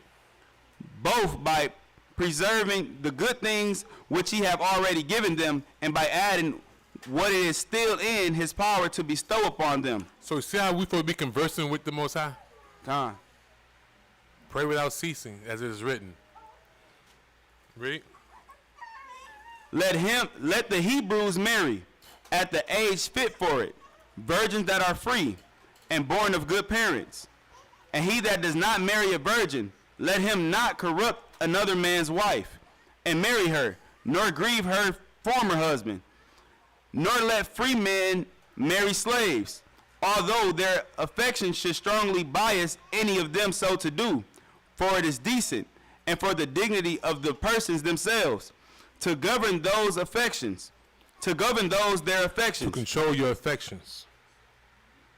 And further, no one ought to marry a harlot, whose matrimonial oblations arising from the prostitution of her body, the Most High will not receive, for by these means the dispositions of the children will be liberal and virtuous. I mean, when they are not born of base parents, and of the lustful conjunction of such as marry women that are not free. If anyone has been espoused to a woman as to a virgin, and does not afterward find her so to be, let him bring his action and accuse her, and let him make use of such indications to prove his accusation as he is furnished withal. And let the father or the brother of the damsel, or someone that is after the nearest of kin to her, defend her if the damsel obtain a sentence in her favor, that she had not been guilty. Let her live with her husband that accused her, and let him not have any further power at all to put her away, unless she give him very great occasions of suspicion, and such as can be no way contradicted. But for him that brings an accusation and calumny against his wife in an imprudent and rash manner, let him be punished by receiving 40 stripes, save one, and let him pay 50 shekels to her father. But if the damsel be convicted as having been corrupted, and is one of the common people, let her be stoned, because she did not preserve her virginity till she were lawfully married. But if she were the daughter of a priest, let her be burnt alive. If anyone has 2 wives, and if he greatly respect and be kind to one of them, either out of his affection to her, or for her beauty, or for some other reason, while the other is of less esteem with him, and if the son of her that is beloved by the younger by birth than another born of the other wife, but endeavors to obtain the right of primogeniture from his father's kindness to his mother, and would thereby obtain a double portion of his father's substance. For that double portion is what I have allotted him in the laws. Let not this be permitted, for it is unjust that he who is the elder by birth should be deprived of what is due to him on the father's disposition of his estate, because his mother was not equally regarded by him. He have corrupted a damsel espoused to another man, in case he had her consent. Let both him and her be put to death, for they are both equally guilty. The man, because he persuaded the woman willingly to submit to a most impure action, and to prefer it to lawful wedlock. The woman, because she was persuaded to yield herself to be corrupted, either for pleasure or for gain. However, if a man light on a woman when she is alone, and forces her, where nobody was present, to come to her assistance, let him only be put to death. Let him that have corrupted a virgin not yet espoused marry her. But if the father of the damsel be not willing that she should be his wife, let him pay 50 shekels as the price of her prostitution. He that desires to be divorced from his wife for any cause whatsoever, and many such causes happen among men, let him in writing give assurance that he will never use her as his wife anymore. For by this means she may be at liberty to marry another husband, although before this bill of divorce be given, she is not to be permitted so to do. But if she be misused by him also, or if, when he is dead, her first husband will marry her again, it shall not be lawful for her to return to him. If a woman husbands die, and leave her without children, let his brother marry her, and let him call the son that is born to him by his brother's name, and educate him as the heir of his inheritance. For this procedure will be for the benefit of the public, because thereby families will not fail, and the estate will continue among the kindred. And this will be for the solace of wives under the affliction that they are to be married to the next relation of their former husbands. But if the brother will not marry her, let the woman come before the Senate and protest openly that this brother will not admit her for his wife, but will injure the memory of his deceased brother, while she is willing to continue in the family and to hear him children. And to bear him children.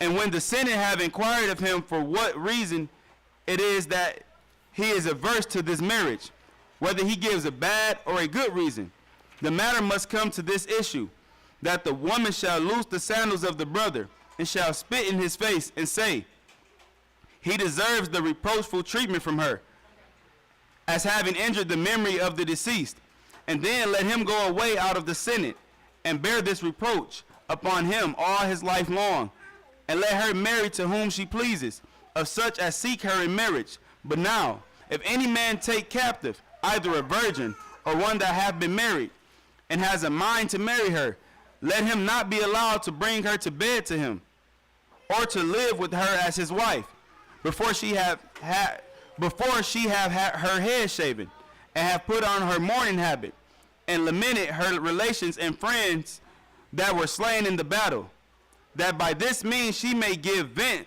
to her sorrow for them, and after that may be betaken herself to feasting and matrimony.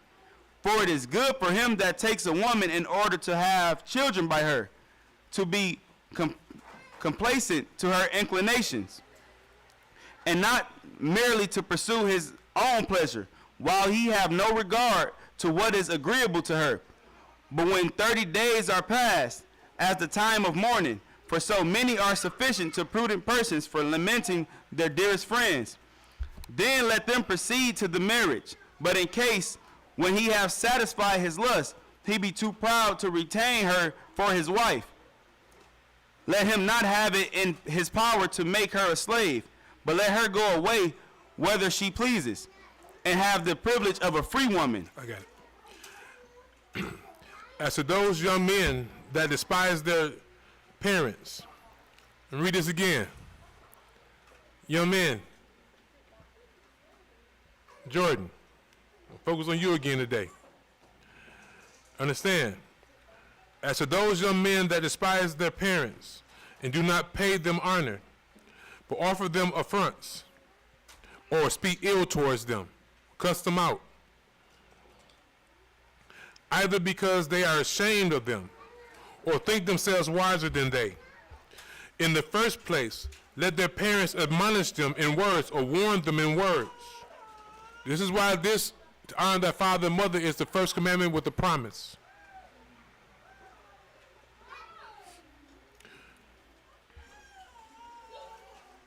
For they are by nature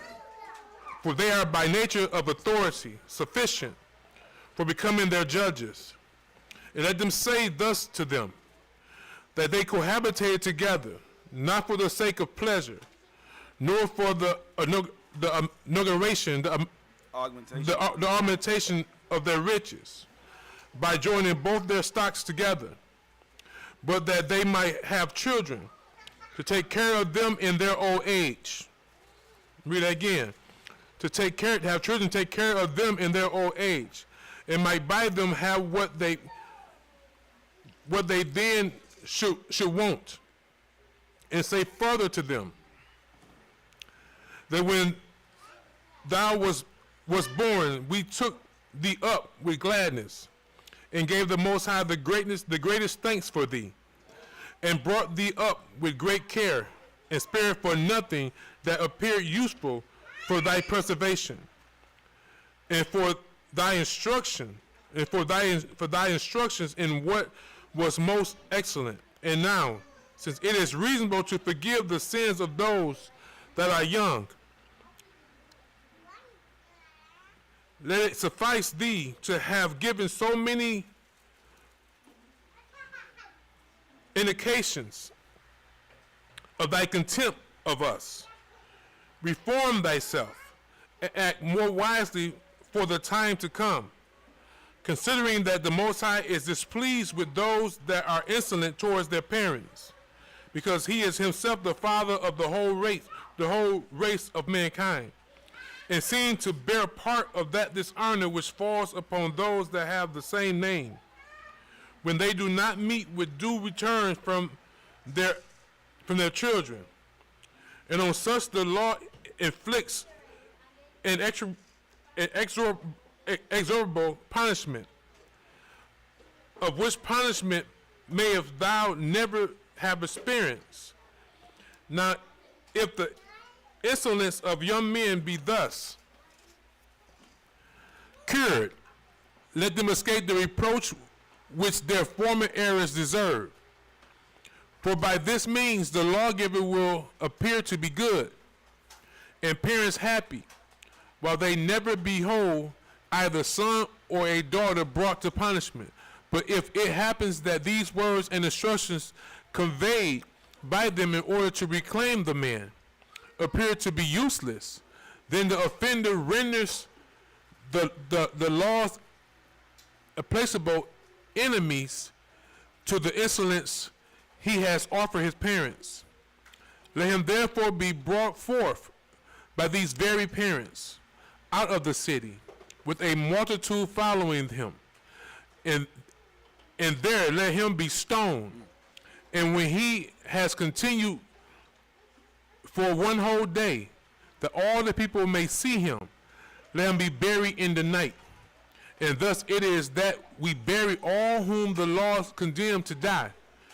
Upon any accounts whatsoever, let our enemies that fall in battle be also buried, nor let anyone dead body lie above the ground, or suffer a punishment beyond what justice required. Let no one lend to any one of the Hebrews upon usury, neither usury of what is eaten or what is drinking, for it is not just to make advantage of the misfortune of one of thy own countrymen. But when thou hast been assisted to his necessities, think it thy gain. If thou obtainest their gratitude to thee, and with all that reward will come to thee from the Most High, for thy humility towards him. Those who have borrowed either silver or any sort of fruits, whether dry or wet, I mean this, when the Jew affairs shall, by the blessings of the Most High, be to their own mind. Let the borrower bring them again and restore them with pleasure to those who lent them, lining them up, as it were, in their own treasuries, and justly expecting to receive them thence, if they shall want them gain. But if they be without shame, and do not restore it, let not the lender go to the borrower's house, and take pledge himself, before judgment be given concerning it. But let him require the pledge, and let the debtor bring it of himself, without the least opposition to him that comes upon him under the protection of the law. And if he that gave the pledge be rich, let the creditor retain it till what is lent is paid him again. But if he be poor, let him that take it return it before the going down of the sun, especially if the pledge be a garment, that the debtor may have it for a covering in his sleep. The Most High himself naturally showing mercy to the poor. It is also not lawful to take a millstone, nor any utensil thereto belonging, for a pledge, that the debtor may not be deprived of instruments to get their food withal, unless they be undone by their necessity. Let death be the punishment for stealing a man. But he that hath purloined gold or silver, let him pay double. If anyone kill a man that is stealing something out of his house, let him be esteemed guiltless. Although the man were only breaking in at the wall, let him that has stolen cattle, let me read that again. If anyone kills a man that is stealing something out of his house, let him be esteemed guiltless. That man has the right to defend his family. Somebody breaking your house, they prepared to kill. So, just let you know. You can defend yourself and your family lawfully. Let him that have stolen cattle pay fourfold what is lost, expecting the case of an ox. And that go for anybody who talking about they don't like guns, that kind of stuff. I'm gonna tell you, the person breaking your house do. So, don't be naive. Guns don't kill people. People do. People dying right now with not without guns, but stones. You walk around tomorrow, you don't like stones. Okay. But I'm just saying, you got to be wise these days. People, you have to protect yourself. You can't expect to negotiate with a burglar. They break your house, they are not showing you compassion or your children. Thank ain't coming there to ask. They come asking they have, can they buy some sugar? You dig? Come. So you better get your mind right, because we're in perilous times, dangerous times. Where I'm at? 27. Let the death be the punishment for stealing a man. But he that hath purloined gold or silver, let him pay double. If anyone kill a man that is stealing something out of his house, let him be esteemed guiltless, although the man were only breaking in at the wall. Let him that hath stolen cattle pay fourfold what is lost, excepting the case of an ox, for which let the thief pay fivefold. Let him that is so poor that he cannot pay what mullet is laid upon him, be his servant to whom he was adjudged to pay it.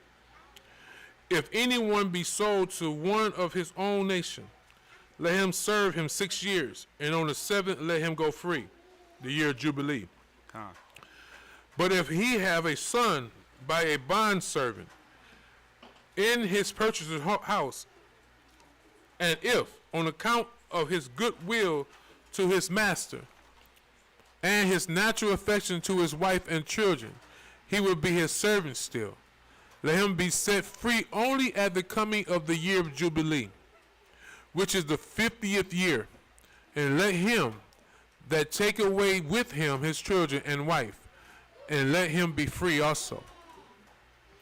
If anyone find gold or silver on the road, let him inquire after him that lost it. I mean, understand the community that this creates. Understand the community that God's laws create. Listen to this. For all those who find some money on the floor, on the road, it was not a blessing from God. The Lord knew I needed it. Found $1,000 on the floor. I can pay my rent now. Y'all know what I mean. Someone's had that same mentality. God bless me. Finders keepers, losers sweepers.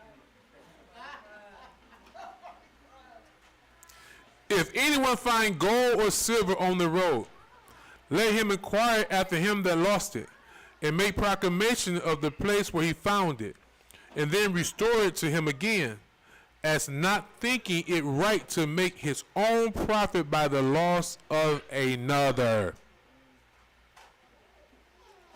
And the same rule is to be observed in cattle found to have wandered away into a lonely place. If the owner be not presently discovered, let him that is the finder keep it with himself, and appeal to Ahayah, that he has not prolonged what belongs to another. It is not lawful to pass by any beast that is in distress, when in a storm it is fallen down in the moor, but to endeavor to preserve it, as having a sympathy with it in its pain. What's so hard about these laws? I'm trying to figure it out. It is also a duty to show the roads to those who do not know them, and not to esteem it a matter for sport when we hinder others' advantages by setting them in a wrong way. Had that not been the case so many times. In like manner, let no one revile a person blind or dumb. If men strive together, and there be no instrument of iron, let him that is smitten be avenged immediately, by inflicting the same punishment on him that smote him. But when he is carried home to lay sick many days, and then die, let him that smote him escape punishment. But if he that is smitten escape death, and yet be at great expenses for his cure, the smiter shall pay for all that has been expended during the time of his sickness, for all that he has paid the physician.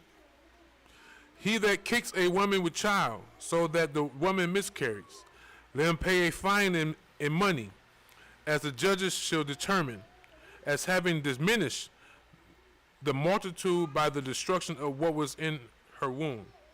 And let money also be given to the woman's husband by him that kicked her. But if she die of the stroke, let him also be put to death. The law judges the law judging it equitable, that life should go for life. Let no one of the Israelites keep any poison, that they may cause death, or any other harm. But if he be caught with it, let him be put to death, and suffer the very same mischief that he would have brought upon them for whom the poison was prepared. He that maimed anyone, let him undergo the like himself, and be deprived of the same member of which he have deprived the other, unless he that is maimed would accept of money instead of it. For the law make the sufferer the judge of the value of what he has suffered, and permit him to estimate it, unless he will be more severe. Let him that is the owner of an ox which pushes with his horns kill him. But if he pushes and gores anyone in the threshing floor, let him be put to death by stoning. And let him not be thought fit for food, for it is his owner's. For if his owner be convicted as having known what his nature was, and have not kept him up, let him also be put to death, as being the occasion of the ox having killed a man. But if the ox have killed a manservant or a maidservant, let him be stoned. Let the owner of the ox pay 30 shekels to the master of him that was slain. But if it be an ox that is thus smitten, that has thus smitten and killed, let both the oxen that was smoked, that which smoked the other, and that which was killed be sold, and let the owner of them divide their price between them. Let those that dig a well or a pit be careful to lay planks over them, and so keep them shut up, not in order to hinder any person from drawing water, but that there may be no danger of falling into them. But if anyone's beast fall into such a well or pit, thus digged or not shut up, and perish, let the owner pay its price to the owner of the beast. Let there be a betterment round the top of their houses instead of a wall, that may prevent any person from rolling down and perishing. Let him that have received anything in trust for another take care to keep it as a sacred and divine thing. And let no one invent any contrivance whereby to deprive him that have entrusted it with him of the same. And this whether he be a man or a woman, no, not although he or she were to gain an immense sum of money of gold, and this were he cannot be convicted of it by another body. For it is fit that the man's own conscience, which knows what he have, should in all cases oblige him to do well. Let this conscience be his witness, and make him always act so as may procure him condemnation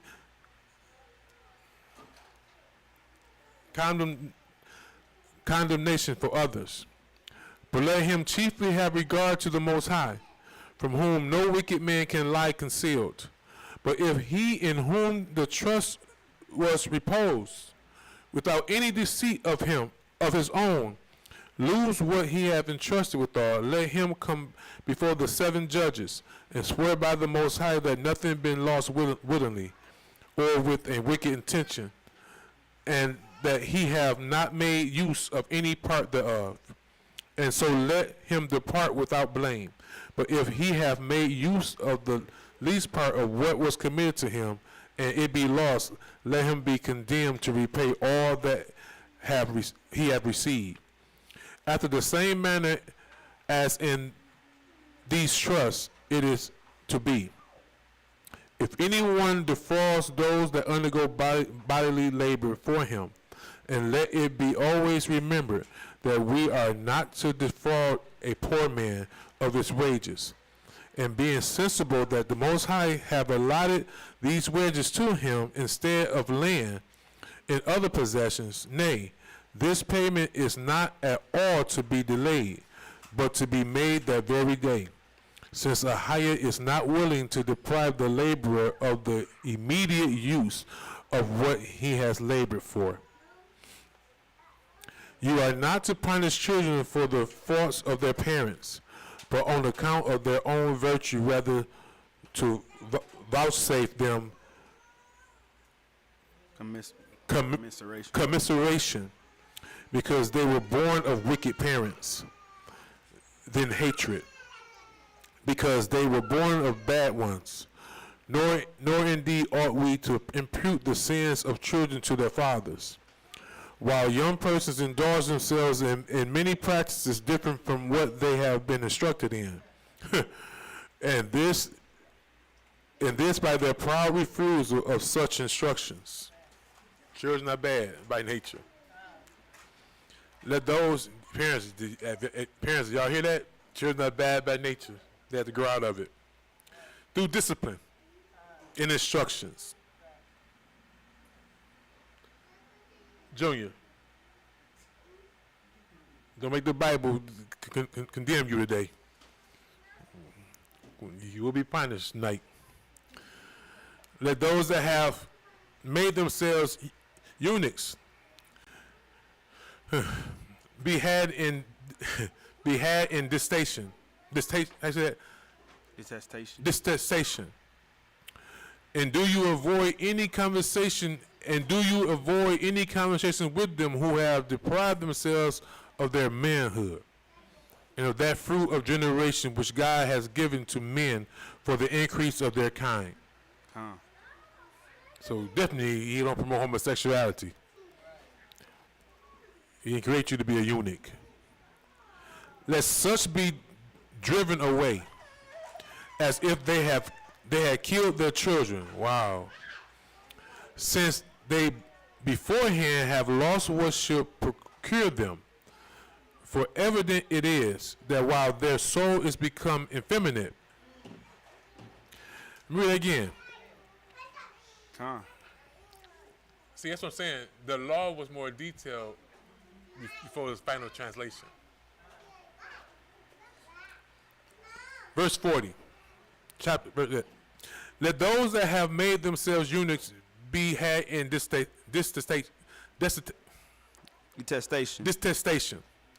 And do you avoid any conversation with them who have deprived themselves of their manhood, and of that fruit of generation which the Most High has given to men for the increase of their kind? Let such be driven away, as if they had killed their children, since they beforehand have lost what should procure them. For evident it is that while their soul is become effeminate, they have withal transfused that effeminacy to their body also. Yes. So, God has Wait, be easy. Notice this remind me of when they do dogs like that. The dogs lose they doghood. That go ahead. So a vasectomy is pretty much The same thing. Get the microphone. Yeah, sorry about that. The water.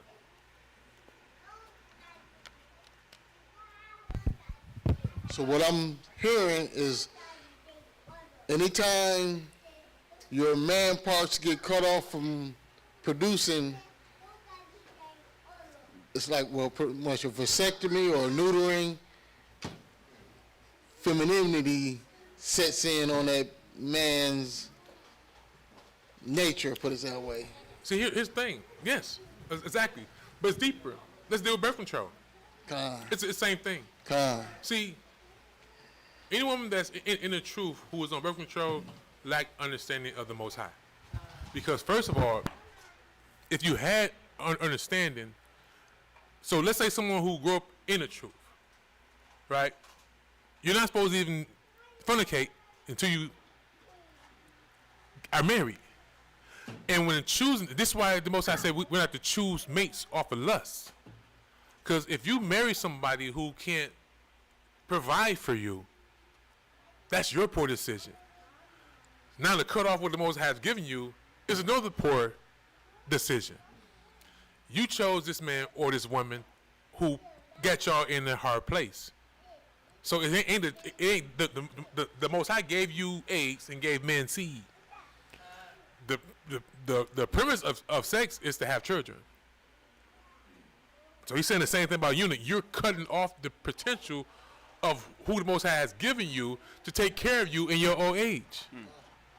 So it's you can't break the law because of your poor choice of a mate. You see, and that's what the world has promoted today. So if you're single and you're in the truth, stay single. And if you find somebody who's in the same doctrine, hey, I'm just telling you, you better find somebody that can provide, or you had 10 children, y'all just gonna be out here in hard times, mad at the children when it's your fault because y'all fulfilled your own lust. But truthfully, at the end of the day, children are a blessing if you raise them right. Like I said, the whole premise of having children is to have someone to help you and take care of you in your old age.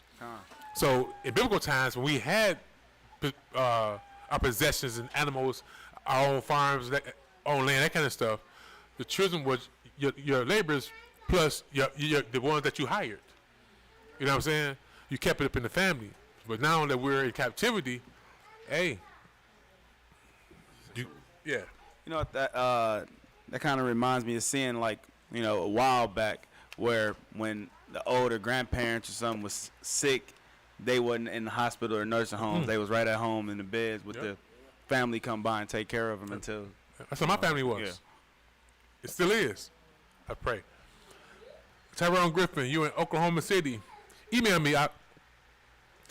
But let's get it. What verse we on? He was at the end of 40. Yeah, but you're saying, so when they so-called what do you call that? Neuter them. You're taking, like, if when a man knew himself, you're taking him. That's you know. I mean, you make yourself effeminate because it would change your mindset. It would change you, make you effeminate. You know what I'm saying? So let's get it. That was where? The end of 40. In the 40? Yep. Transfuse that. Okay.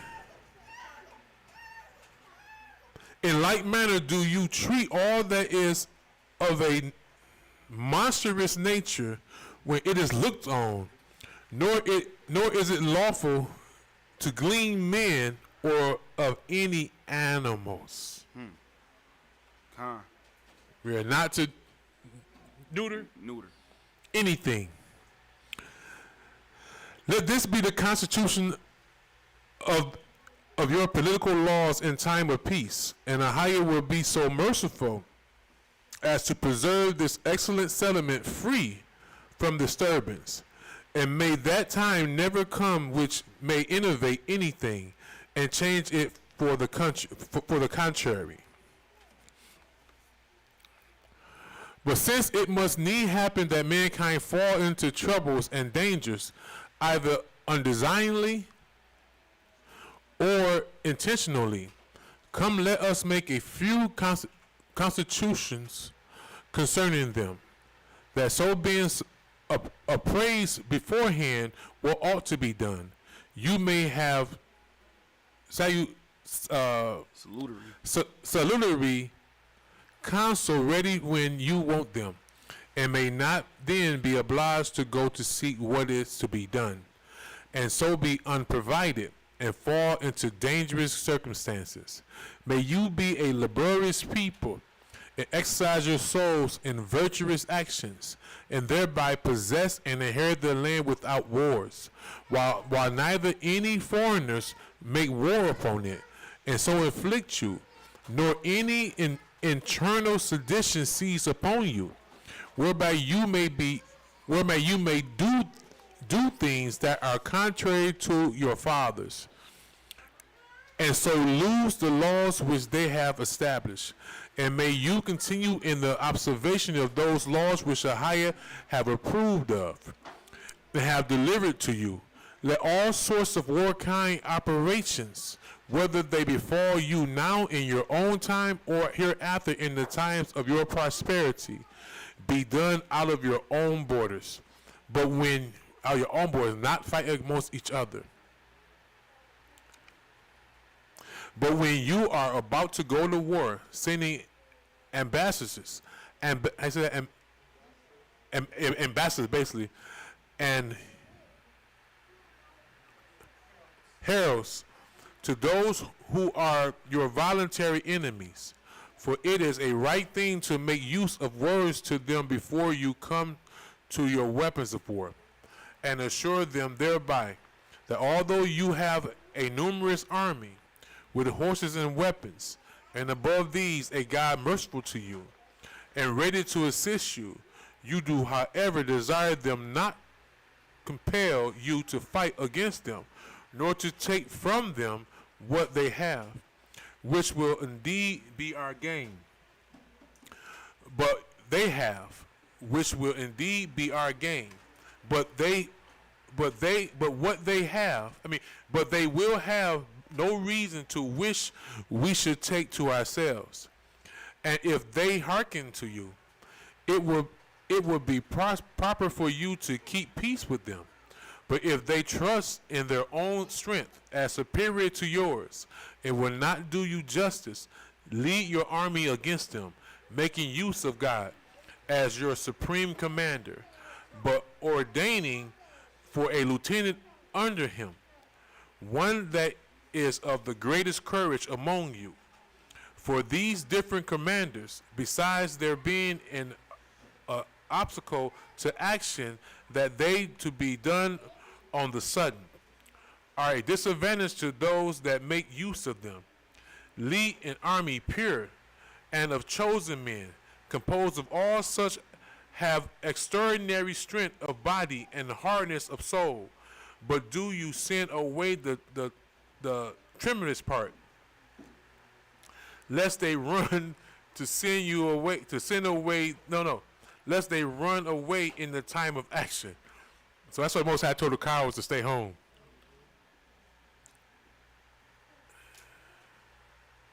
And so afford to advantage to your enemies. Do you also give leave to those that have lately built them houses, and have not yet lived in them a year's time, and to those that have planted them vineyards, and have not yet been partakers of their fruits, to continue in their own country, as well as those also who have betrothed or lately married them wives, lest they have such an affection for these things that they be too sparely of their lives, and by reserving themselves for these enjoyments, they become voluntary cowards on account of their wives. When you have pitched your camps,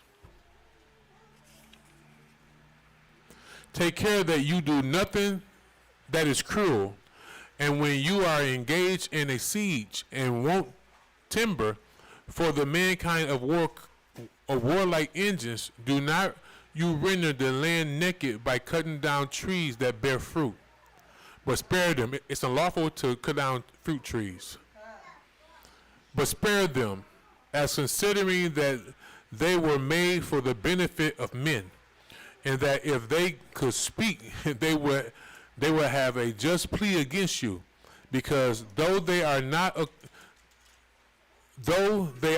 occasions of the war, they are unjustly treated and suffer in it, and would, if they were able, remove themselves into another land.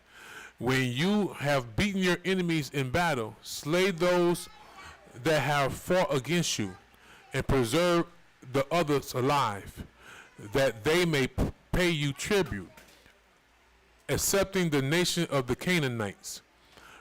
For as to that people, you must entirely destroy them. So we're not to go out and kill innocent people, but kill the soldiers. Take care, especially in your battles, that no woman use the habit of a man, nor man the garment of a woman. Read that again. Take care, especially in your battles, that no woman use the habit of a man, nor man the garment of a woman. This was the form of political government which was left us by Moses. Moreover, when he had already delivered laws in writing in the 40th year after they came out of Egypt, concerning which we will discuss and we will discourse in another book. But now on the following days, for he called them to assemble continually, he delivered blessings to them and curses upon those that should not live according to the laws, but should transgress the duties that were determined for them to observe. After this, he read to them the poetic song, which was composed in hexameter, hexameter verse, and left it to them in the holy book. It contained a prediction of what was to come to pass afterwards, agreeable whereunto all these have happened all along, and do still happen to us, and wherein he has not at all deviated from the truth. Accordingly, he delivered these books to the priests with the ark, into which he also put the 10 Commandments written on 2 tables. He delivered to them the tabernacle also, and exhorted the people, and exhorted the people, that when they have conquered the land and were settled in it, they should not forget the injuries of the Amalekites, but make war against them, and inflict punishment upon them for what mischief they did them when they were in the wilderness. And that when they had got possession of the land of the Canaanites, and when they had destroyed the whole multitude of its inhabitants, as they ought to do, they should erect an altar that should face the rising sun, not far from the city of Shechem, between the 2 mountains, that of Gerizim, situated on the right hand, and that called Ebal on the left. And that the army should be so divided that 6 tribes should stand upon each of the 2 mountains, and with them the Levites and the priests. At the first, those that were upon Mount Gerizim should pray for the best blessings upon those who were diligent about the worship of Ahayah and the observation of his laws, and who did not reject what Moses had said to them, while the others wished them all manner of happiness also. And when these last put up the like prayers, the former praised them. After this, curses were denounced upon those that should transgress those laws, they answering one another alternately, and by way of confirmation of what had been said. Moses also wrote their blessings and their curses, that they might learn them so thoroughly, that they might never be forgotten, by length of time. And when he was ready to die, he wrote these blessings and curses upon the altar on each side of it, where he says, although also the people stood and then sacrificed and offered burnt offerings, though after that day they never offer upon it any other sacrifice, for it is not lawful so to do. These are the constitutions of Moses, and the Hebrew nation still live according to them. On the next day, Moses called the people together with the women and children to a congregation, so as the very slaves was present also, that they might engage themselves to the observation of these laws by oath, and that duly considering the meaning of the Most High in them, they might not, either for favor of their kindred or out of fear of anyone, or indeed for any motive whatsoever, think anything ought to be preferred to these laws, and so might transgress them, that in any case one of their own blood, or any city, should attempt to confound or dissolve their constitutional government. They should take vengeance upon them, both all in general and each person in particular. And when they had conquered them, should overturn their cities to the very foundation. And if possible, should not leave the least footstep of such madness.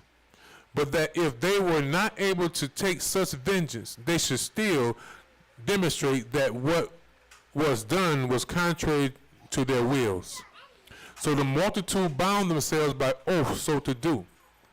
Moses taught them also by what means their sacrifices might be the most acceptable to God, and how they should go forth to war, making use of the stones in the high priest's breastplate for their direction, as I have before signified.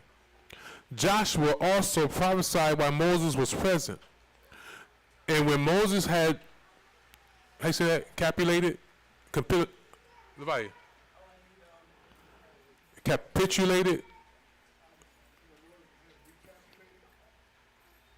whatsoever he had done for the preservation of the people, both in their wars and in peace, and have composed them a body of laws and procured them an excellent form of government. He foretold, as God had declared to him, that if they transgressed the institution for the worship of God, they should experience the following miseries. Their land should be full of weapons of war from their enemies, and their cities should be overthrown, and their temples should be burnt, that they should be sold for slaves to such men as will have no pity on them in their afflictions, that they would then repent, when that repentance would no way profit them under their sufferings. Yet, says he, will that God who founded your nation restore your cities to your citizens, with their temple also, and you will lose these advantages, not once only, but often. Now when Moses has encouraged Joshua to lead out the army against the Canaanites, by telling him that the Most High would assist him in all his undertakings, and had blessed the whole multitude, he says, I am going to my forefathers, and Ahayah has determined that this should be the day of my departure to them. I return him thanks while I am still alive and present with you, for that providence he have exercised over you, which have not only delivered us from the miseries we lay under, but have bestowed a state of prosperity upon us, as also that he have assisted me in the pains I took, and in all the contrivance that I had in my care about you, in order to better your condition, and have on all occasions shown himself favorable to us. And rather he it was who first conducted our affairs, and brought them to a happy conclusion, by making use of me as a vicarious general under him, and as a minister in those matters wherein he was willing to do you good, and which account I think it proper to bless the divine power which will take care of you for the time to come.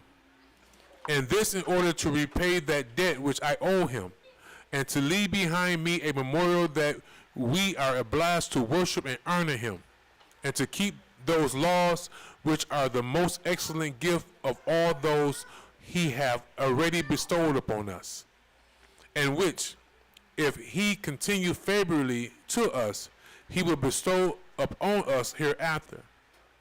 Certainly a human legislator is a terrible enemy when his laws are affronted, spoken evil against, and are made to no purpose. And may you never experience that displeasure of God, which will be the consequences of the neglect of these his laws, which he, who is our creator, have given you.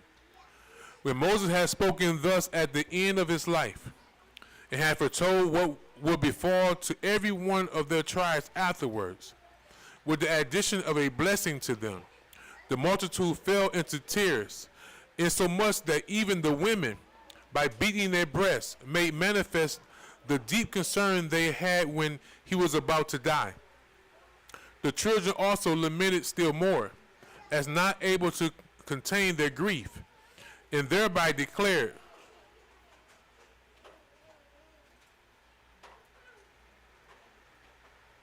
that even at their age they were sensible of his virtue and mighty deeds. And truly there seemed to be a strife between the young and the old, who should most grieve for him. The old grieved because they knew what a careful protector they were to be deprived of, and so lamented their future state. But their young grieved not only for that, but also because it so happened that they were to be left by him before they had well tasted of his virtue.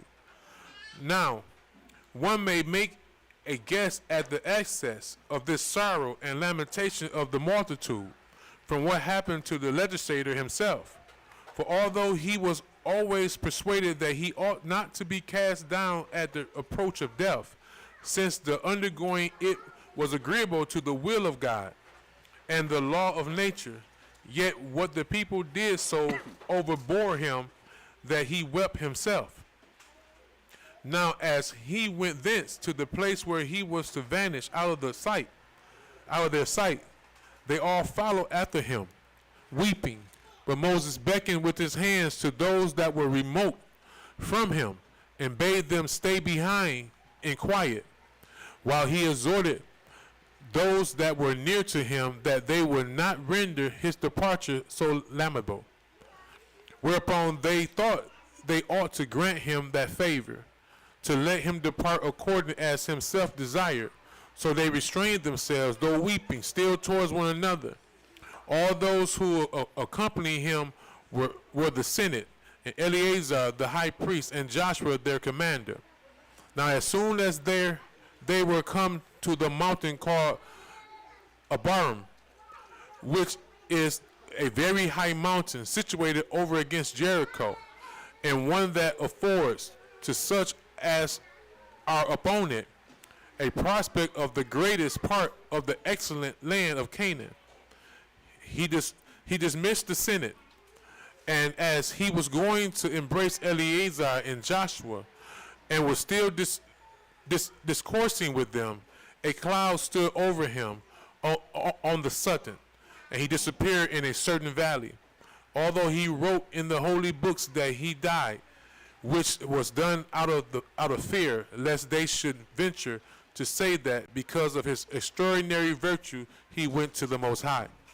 Now Moses lived in all 120 years, a third part of which time, abating 1 month, he was the people's ruler, and he died on the last month of the year, which is called by the Macedonians Rus, but by us Adar, on the first day of the month.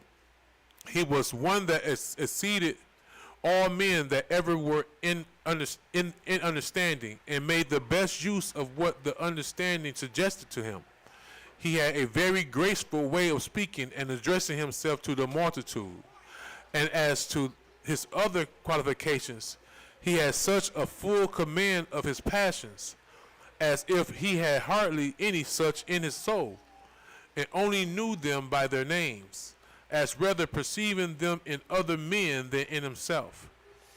He was also such a general of an army as is seldom seen, as well as such a prophet as was never known. And this to such a degree that whatsoever he pronounced, you would think you heard the voice of God himself.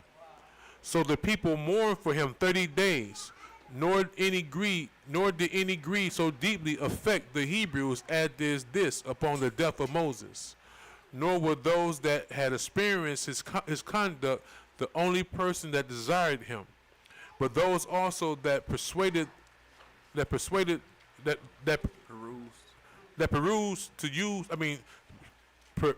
the laws he left behind him, had a strong desire after him, and by them gathered the extraordinary virtue he was master of. And this shall suffice for the declaration of the manner of the death of Moses. So, according to the law, it's necessary for us to read that to understand, have a greater understanding of our laws. And the source of true happiness is to follow laws of the God of the laws. It is our wisdom, it is our prosperity. Let no one despise our manner of life, our counsel that only comes from the Most High. Now, with that being said, let's read a couple of scriptures to show the fulfilling of what Moses said that would happen if we had leaders that would not observe the laws and counsel of the Most High God. Where we at? Jeremiah chapter 17, verse 4.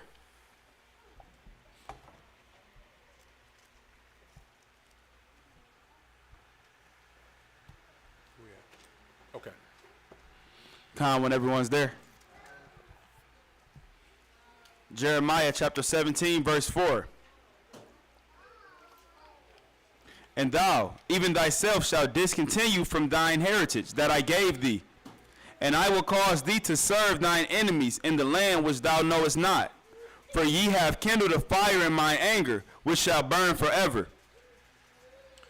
We'll discontinue for disobedience from our manner of life, our government, our culture.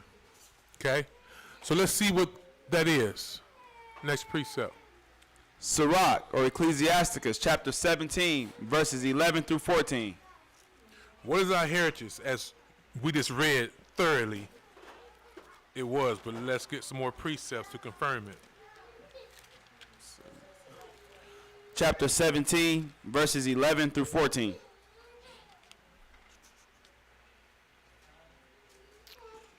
Verse 11.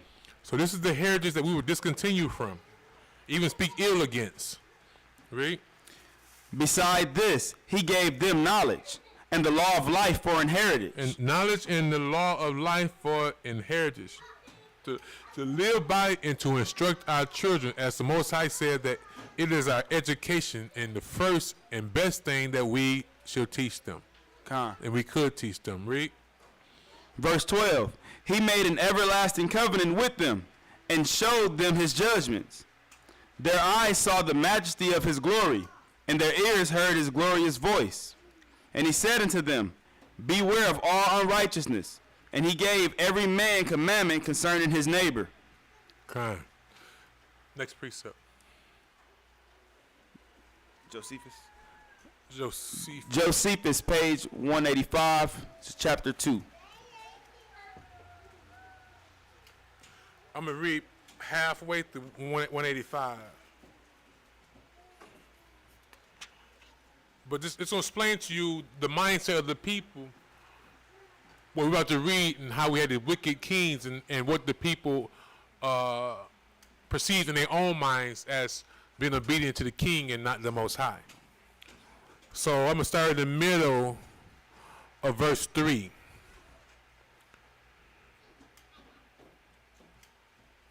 Where am I at? Oh, no, verse 2. No, I'm sorry, at verse 2. Now I cannot but think that the greatness of a kingdom and of its change into prosperity often become the occasion of mischief and of transgression to men. For when Rehoboam saw that his kingdom was so much increased, he went out of the right way unto unrighteousness and irreligious practices, and he despised the worship of Ahayah, till the people themselves imitated his wicked actions.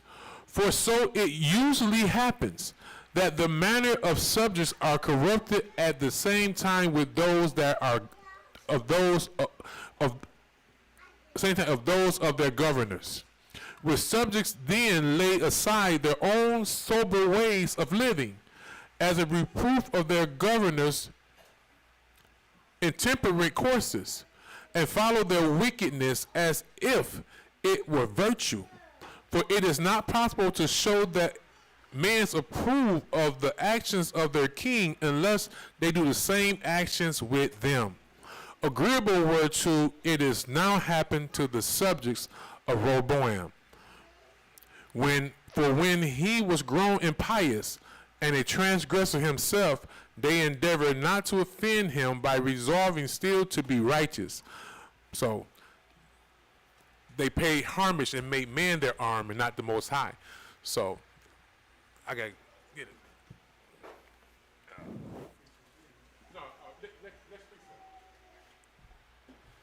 Jeremiah chapter 15, verses 1 through 4.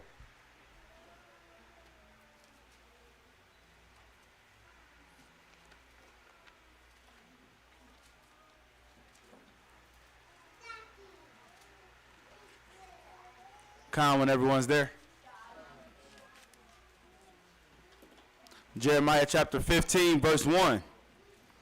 Then said the Most High unto me, though Moses and Samuel stood before me, yet my mind could not be toward this people. Cast them out of my sight, and let them go forth. And it shall come to pass, if they say unto thee, whither shall we go forth? Then thou shalt tell them, thus saith the Most High, such as are for death, to death, and such as are for the sword, to the sword, and such as are for the famine, to the famine, and such as are for the captivity, to the captivity. And I will appoint over them 4 kinds, saith the Most High, the sword to slay, and the dogs to tear, and the fowls of the heaven, and the beasts of the earth to devour and destroy. And I will cause them to be removed into all kingdoms of the earth, because of Manasseh, the son of Hezekiah, king of Judah, for that which he did in Jerusalem.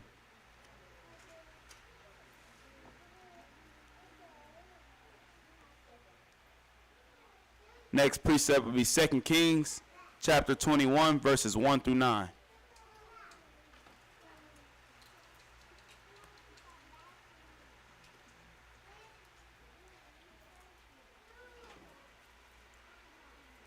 It's as what I was going to say. Do you want to get that one too, Jason? Yeah. Today we call it what? Patriotism? Mm-hmm. So, but we're seeing that as the leader, as the people, but it's not just king, but his officers and everyone is executing force that the citizens respect the king's wishes. So they're deeming it as a righteous thing to follow these kings. Okay? Just like today, people say, well, we have followed the law of the land. Yeah, we do until it's contrary to our God. Okay? But let's get Josephus. Where we at? At 189, 5 and 6.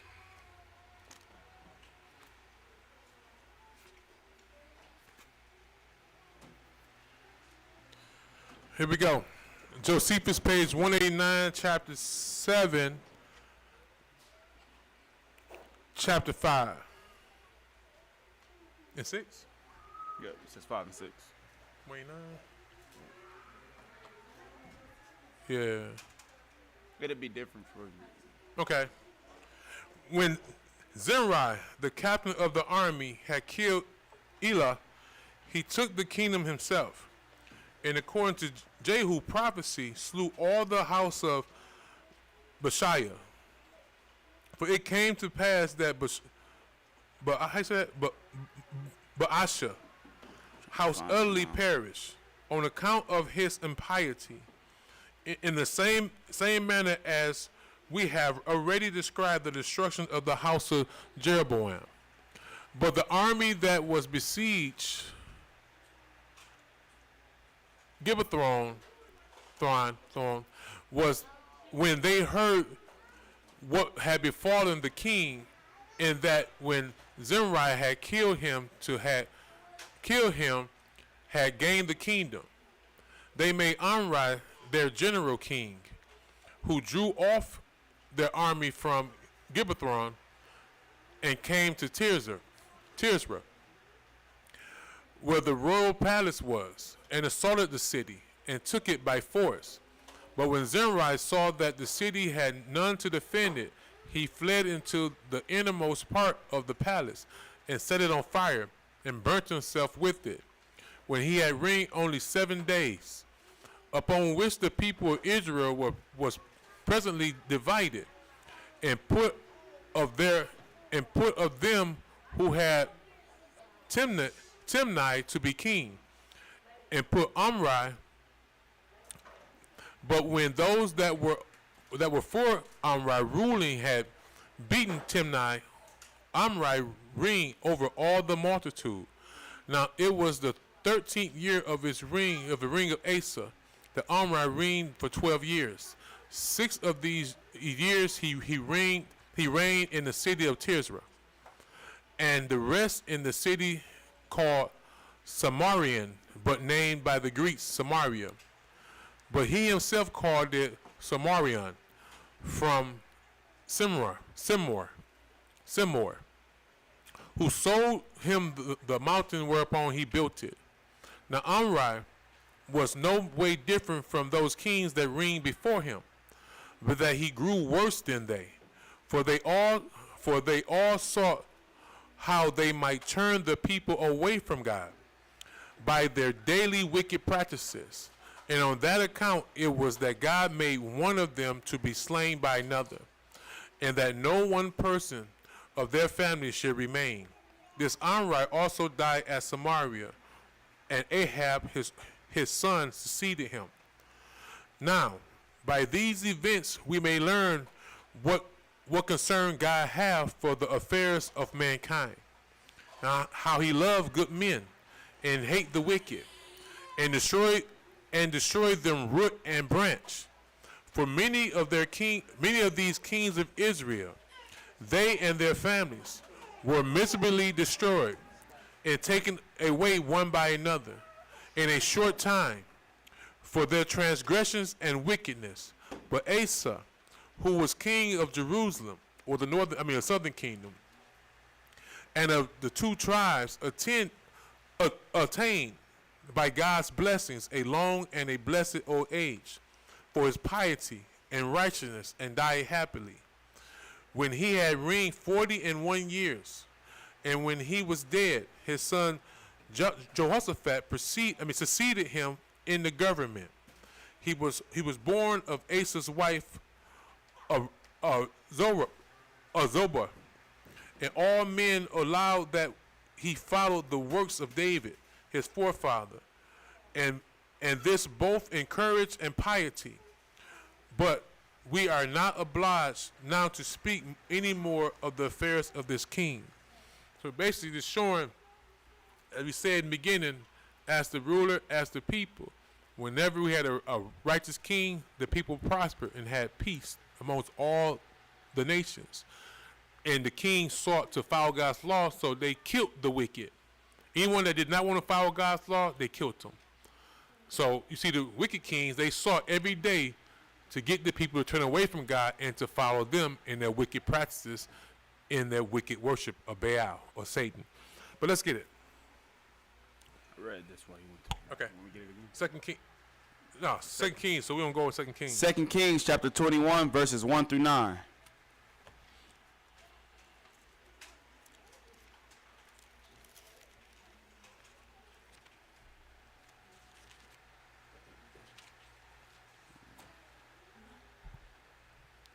Verse 1. Manasseh was 12 years old when he began to reign, and reigned 55 years in Jerusalem. And his mother's name was Hephzibah. And he did that which was evil in the sight of the Most High, after the abominations of the heathen, whom the Most High cast out before the children of Israel, For he built up again the high places which Hezekiah his father had destroyed, and he reared up altars for Baal, and made a grove, as did Ahab, king of Israel, and worshipped all the host of heaven, and served them. And he built altars in the house of the Most High, of which the Most High said, in Jerusalem will I put my name. And he built altars for all the host of heaven in the two courts of the house of the Most High. And he made his son pass through the fire, and observed times, and used enchantments, and dealt with familiar spirits and wizards. He wrought much wickedness in the sight of the Most High, to provoke him to anger. And he set a graven image of the grove that he had made in the house, of which the Most High said to David and to Solomon his son, and this house, and in Jerusalem, which I have chosen out of all the tribes of Israel, will I put my name forever. Neither will I make the feet of Israel move any more out of the land which I gave their fathers, only if they will observe to do according to all that I have commanded them, and according to all the law that my servant Moses commanded them. But they hearkened not, and Manasseh seduced them to do more evil than did the nations whom the Most High destroyed before the children of Israel. Do y'all get the picture? We get the picture. So we gotta understand, like, there's nothing new up in the sun. So we can't assume that all these Israelites are serving the true God. Because historically, you see what's going on. When the wicked rule, we follow. Okay? Next precept. 2 Kings chapter 17, starting at verse 1.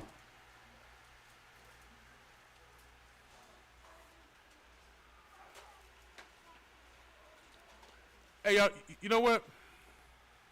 We're going to stop right there and go to the book of 2 Babylons. Because what we're showing right here is, you can, Brother Azariah, would you put the precepts for those who are watching to go and read these precepts?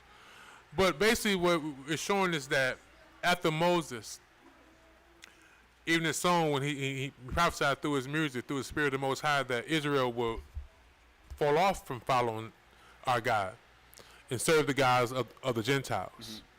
And we will serve our enemies in one of all things. Okay? So we talk about, it shows example of a king of the northern kingdom, the 10 tribes of Israel, and the king of the southern kingdom. You keep reading the scriptures, it's going to break it down, you'll see that both of them was wicked. So what we want to show you out of the book of the 2 Babylons is, in this last empire, it's the same thing going on. Okay? Idolatry and paganism. Reverse. Read that. You read the first 3 and I read the last 3.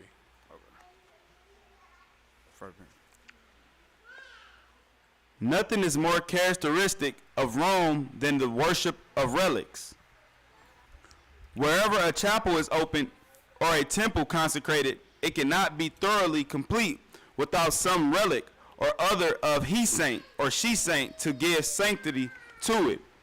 The relics of the saints and rotten bones of the martyrs form a great part of the wealth of the church. The grossest impostures have been practiced in regard to such relics, and the most driveling tales have been told of their wonder-working powers, and that too by fathers of high name in the records of Christendom. Even Augustine, with all his philosophical acuteness and zeal against some forms of false doctrine, was deeply infected with the groveling spirit that led to relic worship. Let anyone read the stuff with which he concludes his famous city of God, and he will in no wise wonder that Rome has made a saint of him and set him up for the worship of her devotees. Take only a specimen or two of the stories with which he bolsters up the prevalent delusions of his day. When the bishop Projectuous brought the relics of St. Stephen to the town called Aquay to Beltane. The people came in great crowds to honor them. Amongst these was a blind woman, who entreated the people to lead her to the bishop, who had the holy relics. They did so, and the bishop gave her some flowers, which he had in his hand. She took them and put them to her eyes, and immediately her sight was restored, so that she passed speedily on before all the others, no longer requiring to be guided. In Augustine's day, the formal worship of the relics was not yet established, but the martyrs to whom they were supposed to have belonged were already invoked with prayers and supplications, and that with the high approval of the bishop of Hippo, as the following story will abundantly show. Here in Hippo, says he, there was a poor and holy old man by name Florentius, who obtained a living by tailoring. This man once lost his coat, and not being able to purchase another to replace it, he came to the shrine of the 20 martyrs in this city and prayed aloud to them, beseeching that they would enable him to get another garment. These Jewish fables, but let's go. A crowd of silly boys who overheard him followed him at his departure, scoffing at him and asking him whether he had begged 50 pence from the martyrs to buy a coat. The poor man went silently on towards home, and as he passed near the sea, he saw a large fish which had been cast up on the sand and was still panting.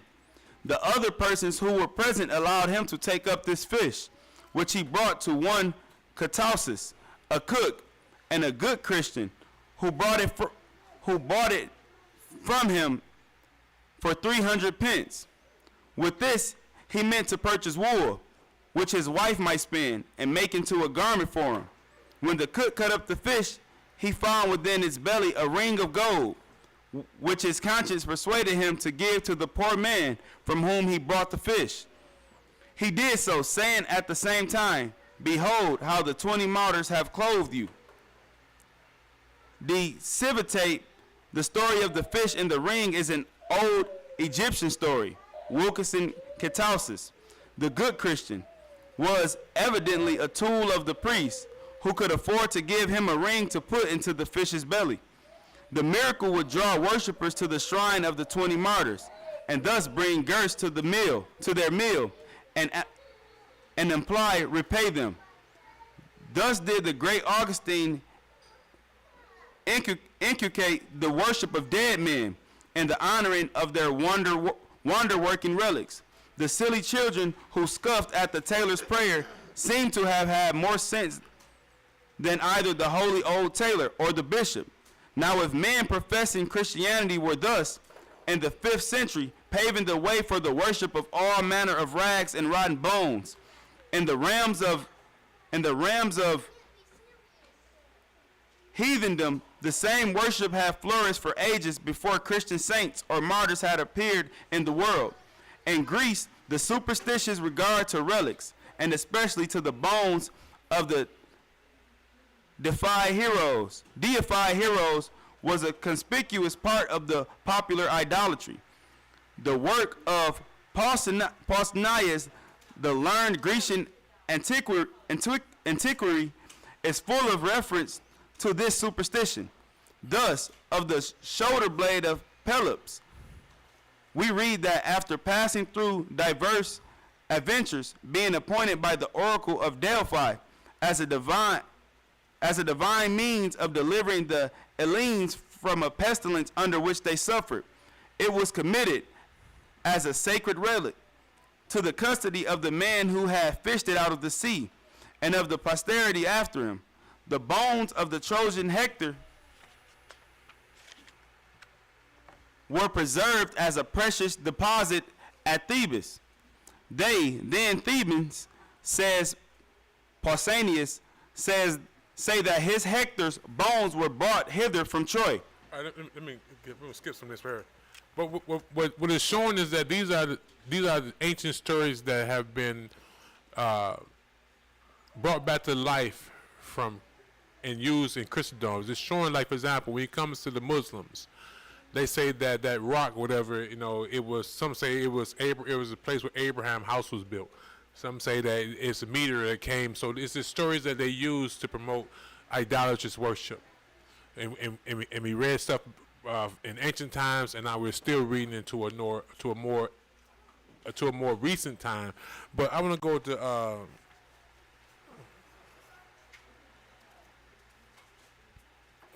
page 21, chapter 5, section, what's that, 4? The Rosary and the Worship of the Sacred Heart. It's showing you these things that have been used to entice our people, okay, into another form of worship. Everyone knows how thoroughly Romanist is the use of the Rosary, and how the devotees of Rome mechanically tell their prayers upon their beads. The Rosary, however, is no invention of the papacy. It is of the highest iniquity. I said integrity. Yep. Integrity. And almost universally found among pagan nations. The Rosary was used as a sacred instrument among the ancient Mexicans. It is commonly employed among the Brahmins of Hinduism, of Hindustan, and in the Hindu sacred books, reference is made to it again and again. Thus, in an account of the death of Satai, the wife of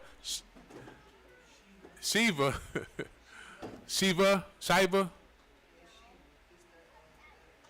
Okay, yeah. We find the Rosary introduced. On hearing of this event, Shiva fainted from grief. Then, having recovered, he hastened to the banks of the rivers of heaven, where he beheld lying the body of his beloved Satai, arrayed in white garments, holding a rosary in her hand, and glowing with splendor, bright as burnishing gold. In Tibet, it has been used for a time immemorable. And among all the millions of the East that adhere to the Buddhist faith, the following from Sir John F. Davis will show how it is employed in China. From the Tartar religion of the Limas, the rosary of 108 beads have become a part of the ceremonial dress attached to the 9 grades of official rank. It consists of a necklace of stones and collars, nearly as large as a pigeon egg, descending to the waist, and distinguished by various beads according to the quality of the wearer. There is a small rosary of 18 beads as of inferior size, with which the bronzes count their prayers and ejaculations exactly as in the Romish ritual. The laity in China sometimes wear this at the wrist, perfumed with musk, and gives its name of Hianchu, or fragrant beads. In Asiatic Greece, the rosary was commonly used, as may be seen from the image of Ephesians Diana. In pagan Rome, the same appears to have been the case. The necklace which the Roman lady wore were not merely ornamental bands about the neck, but hung down the breast, just as the modern rosary do. And the name by which they were called indicates the use of which they applied Monel, Monal, the ordinary word for a necklace, can have no other meaning than that of a remembracer, bancer. How you say that? Remembrancer. Remembrancer.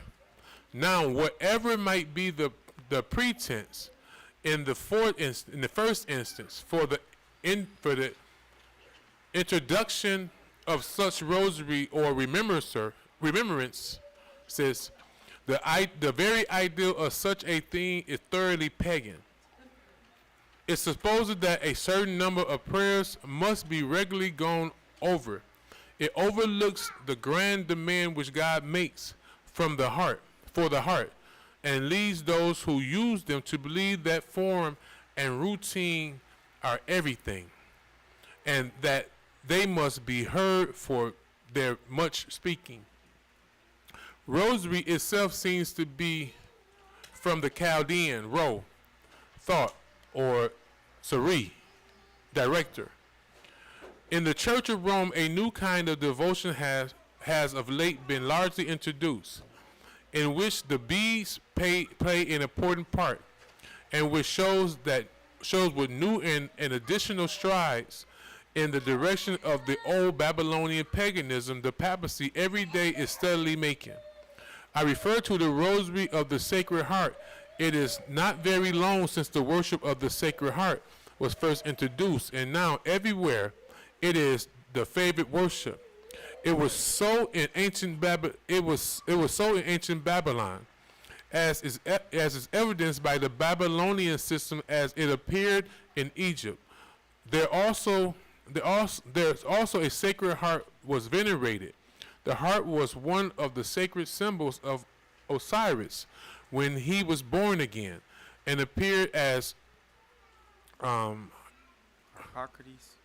Harpocrates, and the infant deity, in the infant divinity, born in the arms of his mother Isis. The name Harpocrates, as shown by Bonzing, signifies Horus, the child.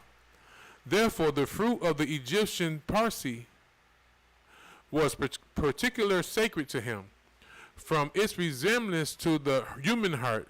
Hence, this infant divinity was frequently represented with a heart, or the heart-shaped fruit of the Parsi, in one of his hands. See Figure 40.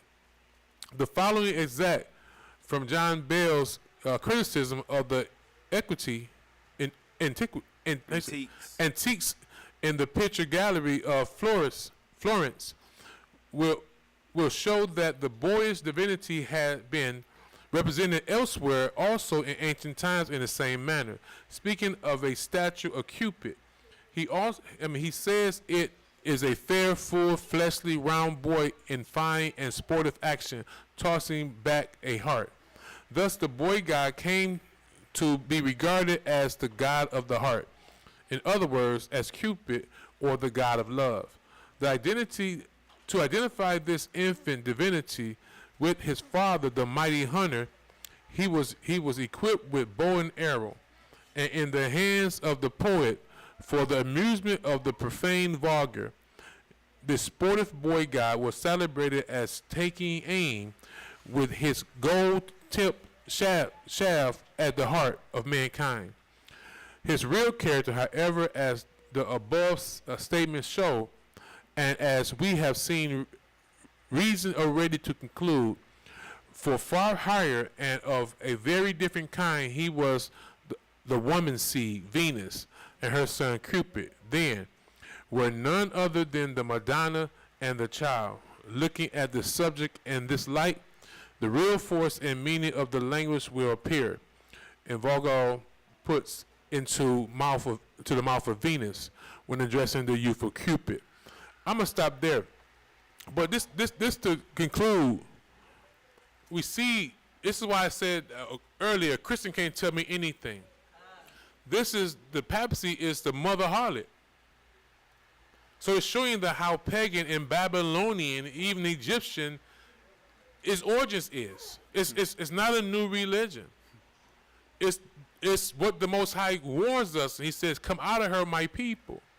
He's talking about out of the paganism of this Con. this perverse horse. Con. All the deceptions of paganism and in sorceries are in the cup of this whore. So as we learn how how the kings that turned wicked and the priests that turned wicked, the prophets that turned wicked, that Satan had used to destroy the children of Israel, he's doing it now in the two so-called great religions, Christianity and Islam. So, let no man deceive you. The law, statutes, judgments of the Most High God is our way of life. It's our culture, our manner of life, and our government. It is our heritage that endures forever. Con. So, I just pray that those who watch this video, because it's not always about these exciting topics and all that kind of stuff, because truthfully, every Shabbat, the priest read out of the law. Con. We read out of the law and gave you greater understanding of the law, Con. which no one can find fault with. And just briefly show you a couple examples of how we fail. Show you kings that we could went into Jeremiah, into Ezekiel, and show you how the priests and all but we done that, and we will do it again. Most High will. But all in all, I just pray that everyone understands that we cannot serve God the way we want to.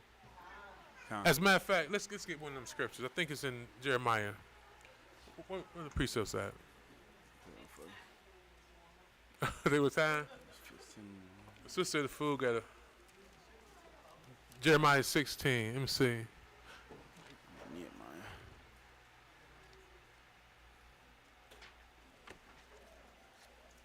Let's get them. Let's get them. We got what? Let's get Jeremiah. It's 1, 2, 3, 4, 5. We're gonna do 6 more scriptures. Okay, con. Let's get it. Jeremiah chapter 15, verses 5 through 14.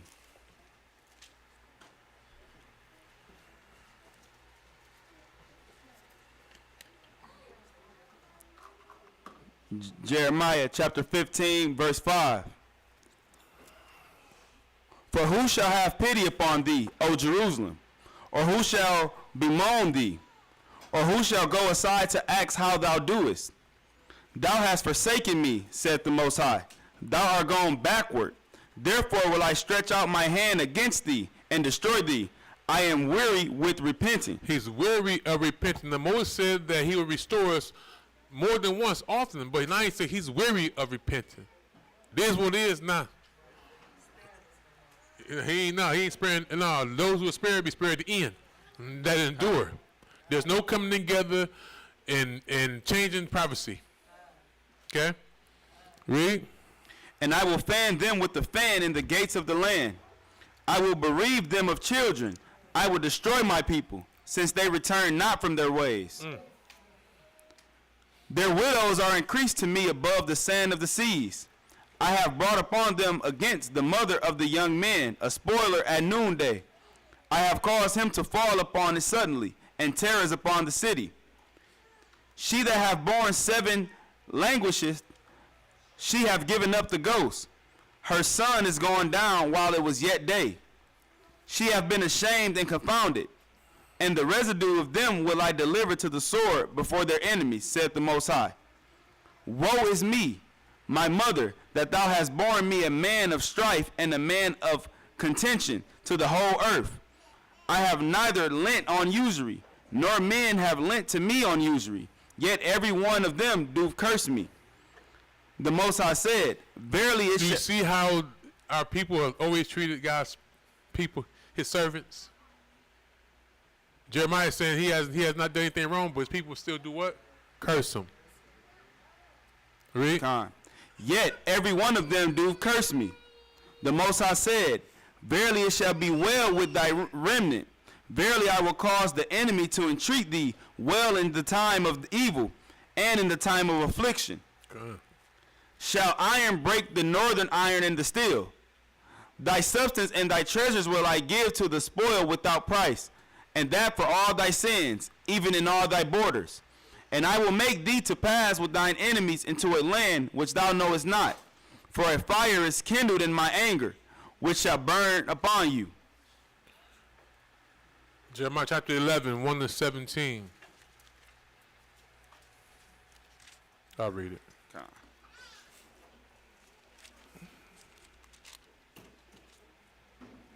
Jeremiah chapter 11, verse 1 through 17. The word that came to Jeremiah from Ahayah, saying, hear ye the words of this covenant, and speak unto the men of Judah and to the inhabitants of Jerusalem, and say thou unto them, thus says Ahayah, God of Israel, cursed be the man that obeyed not the words of this covenant, which I command your fathers in the day that I brought them forth out of the land of Egypt, from the iron furnace, saying, obey my voice, and do them, according to all which I command you. So shall ye be my people, and I will be your God, that I may perform the oath which I have sworn unto your fathers, to give them a land flowing with milk and honey, as it is this day. Then answered I and said, so be it, O Ahayah. Then Ahayah said unto me, proclaim all these words in the cities of Judah, and in the streets of Jerusalem, saying, hear ye the words of this covenant, and do them. For I earnestly protest unto your fathers in the day that I brought them up out of the land of Egypt, even to this day, rising early and protesting, saying, obey my voice. Yet they obeyed not, nor inclined their ear, but walked every one in the imagination of their evil heart. That's why I say, my people, be not deceived. We cannot serve God the way we want to. Or as the brother said, there's many reasons, but no excuse. That's what our people have always done, so our actions are not new. Everyone thinking they can follow the imagination of their own heart and go outside of what the Most High has commanded. We cannot.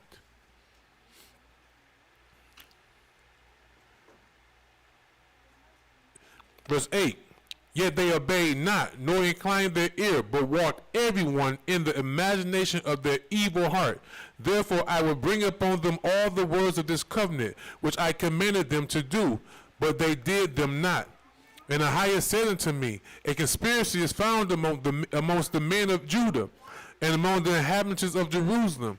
They are turned back to the iniquities of their forefathers, which refused to hear my words, and they went after other gods to serve them. The house of Israel, or the northern kingdom, and the house of Judah, the southern kingdom, have broken my covenant, which I made with their fathers. If I'm going? 17. Therefore, thus says Ahayah, behold, I will bring evil upon them, which they shall not be able to escape. And though they shall cry unto me, I will not hearken unto them. Then shall the cities of Judah and the inhabitants of Jerusalem go and cry unto the gods unto whom they offer incense, but they should not save them at all in the time of their trouble. For according to the number of thy cities were their gods, O Judah, and according to the number of the streets of Jerusalem have ye set up altars to that shameful thing, even altars to burn incense unto Baal. Therefore, pray not thou for this people, neither lift up a cry or prayer for them, for I will not hear them in the time that they cry unto me for their troubles. What have my beloved to do in my house, seeing she have worked lewdness with many, and the holy flesh is passed from thee? When thou doest evil, then thou rejoicest. The Most High called thy name, a green olive tree, fair and of goodly fruit, with the noise of a great tumult. He has kindled fire upon it, and the branches of it are broken. And the Lord of hosts that planted thee have pronounced evil against thee, for the evil of the house of Israel and of the house of Judah, which they have done against themselves to provoke me to anger, offering incense unto Satan. Jeremiah chapter 16, verses 1 through 7. This is what Moses warned us against, and exactly what he warned us against has come to pass as it is this day. Verse 1. The word of Ahayah came also unto me, saying, Thou shalt not take thee a wife, neither shalt thou have sons or daughters in this place. For thus says Ahayah concerning the sons and concerning the daughters that are born in this place, and concerning their mothers that bear them, and concerning their fathers that begot them in this land. They should die of grievous deaths. They should not be lamented, neither shall they be buried, but they should be as dung upon the face of the earth, and they should be consumed by the sword and by famine, and their carcasses should be meat for the fowls of heaven and for the beasts of the earth. For thus says Ahayah, enter not into the house of mourning, neither go to lament, nor bemourn them. For I have taken away my peace from this people, says Ahayah, even loving kindness and mercies. How far I'm going? 7. Both the great and the small should die in this land. They should not be buried, neither shall men lament for them. No, nor cut themselves, nor make themselves bald for them. Neither shall men tear themselves for them in mourning, to comfort them for the dead. Neither shall men give them the cup of consolation to drink for their father or for their mother. Leviticus chapter 19. Leviticus 19, verses 27 and 28. So we're going to show that this is what our people was doing. They was doing things for the dead as well, cutting themselves, putting tattoos on like they're doing right now and to this day. 27 and 28. 27 reads, You should not round the corners of your heads, neither shalt thou mar the corners of your beard. This don't mean we cannot groom ourselves.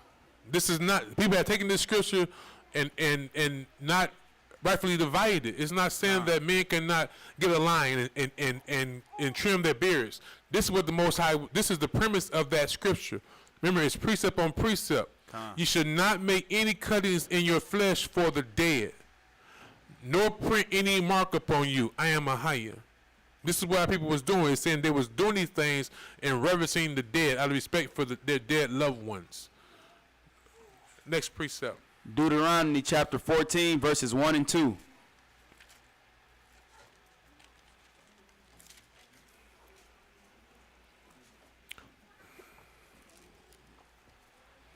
Deuteronomy 14, verse 1 and 2 reads, Ye are the children of Ahayah your God. You shall not cut yourselves, nor make any baldness between your eyes for the dead. For thou art an holy people unto Ahayah thy God, and Ahayah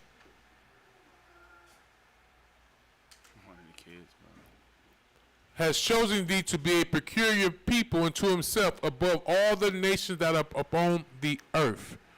Last precept, Jeremiah chapter 16. Verses 8 through 13.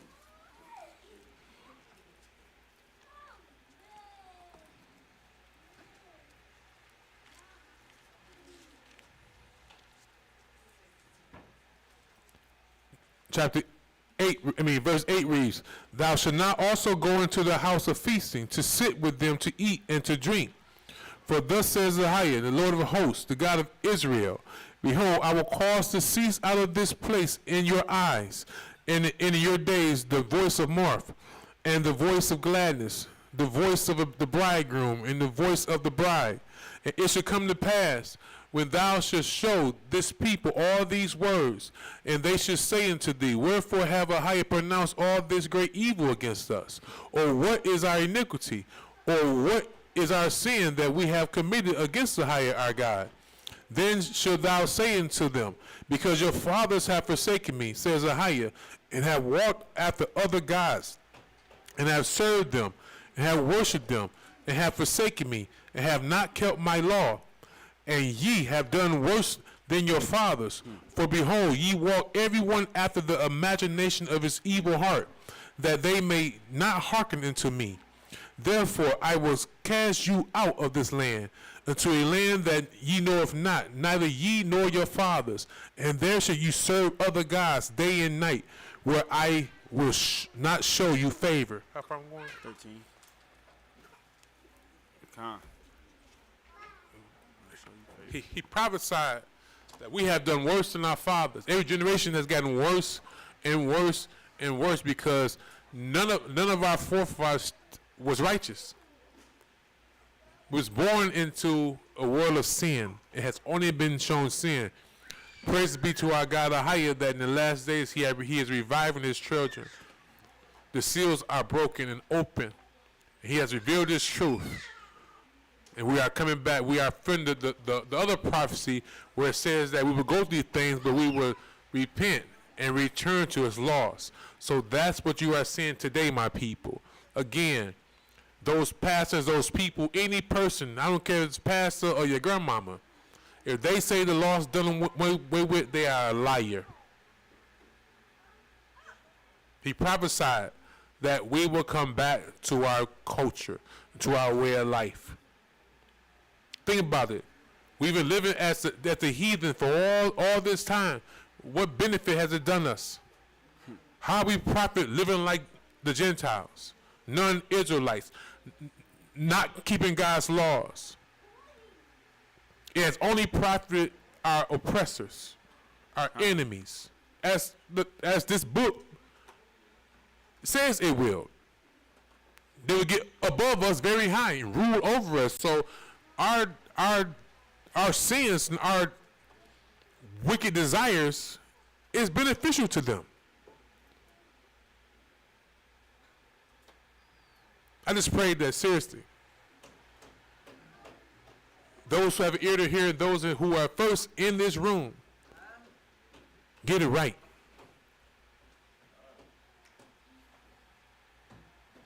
I'm serious. This is the life that's ordained for us to live. We cannot desire what the filth that we've been living all our lives. Moses warned us of that. This is the best way of life for us. It is our only happiness, our only source of happiness. Let's rejoice in our God, in our Constitution that was given to us by him. Take pride in your culture. Let no man despise it. Never be ashamed of it. He gave it to us, that he may be our God and we be his children. Shalom.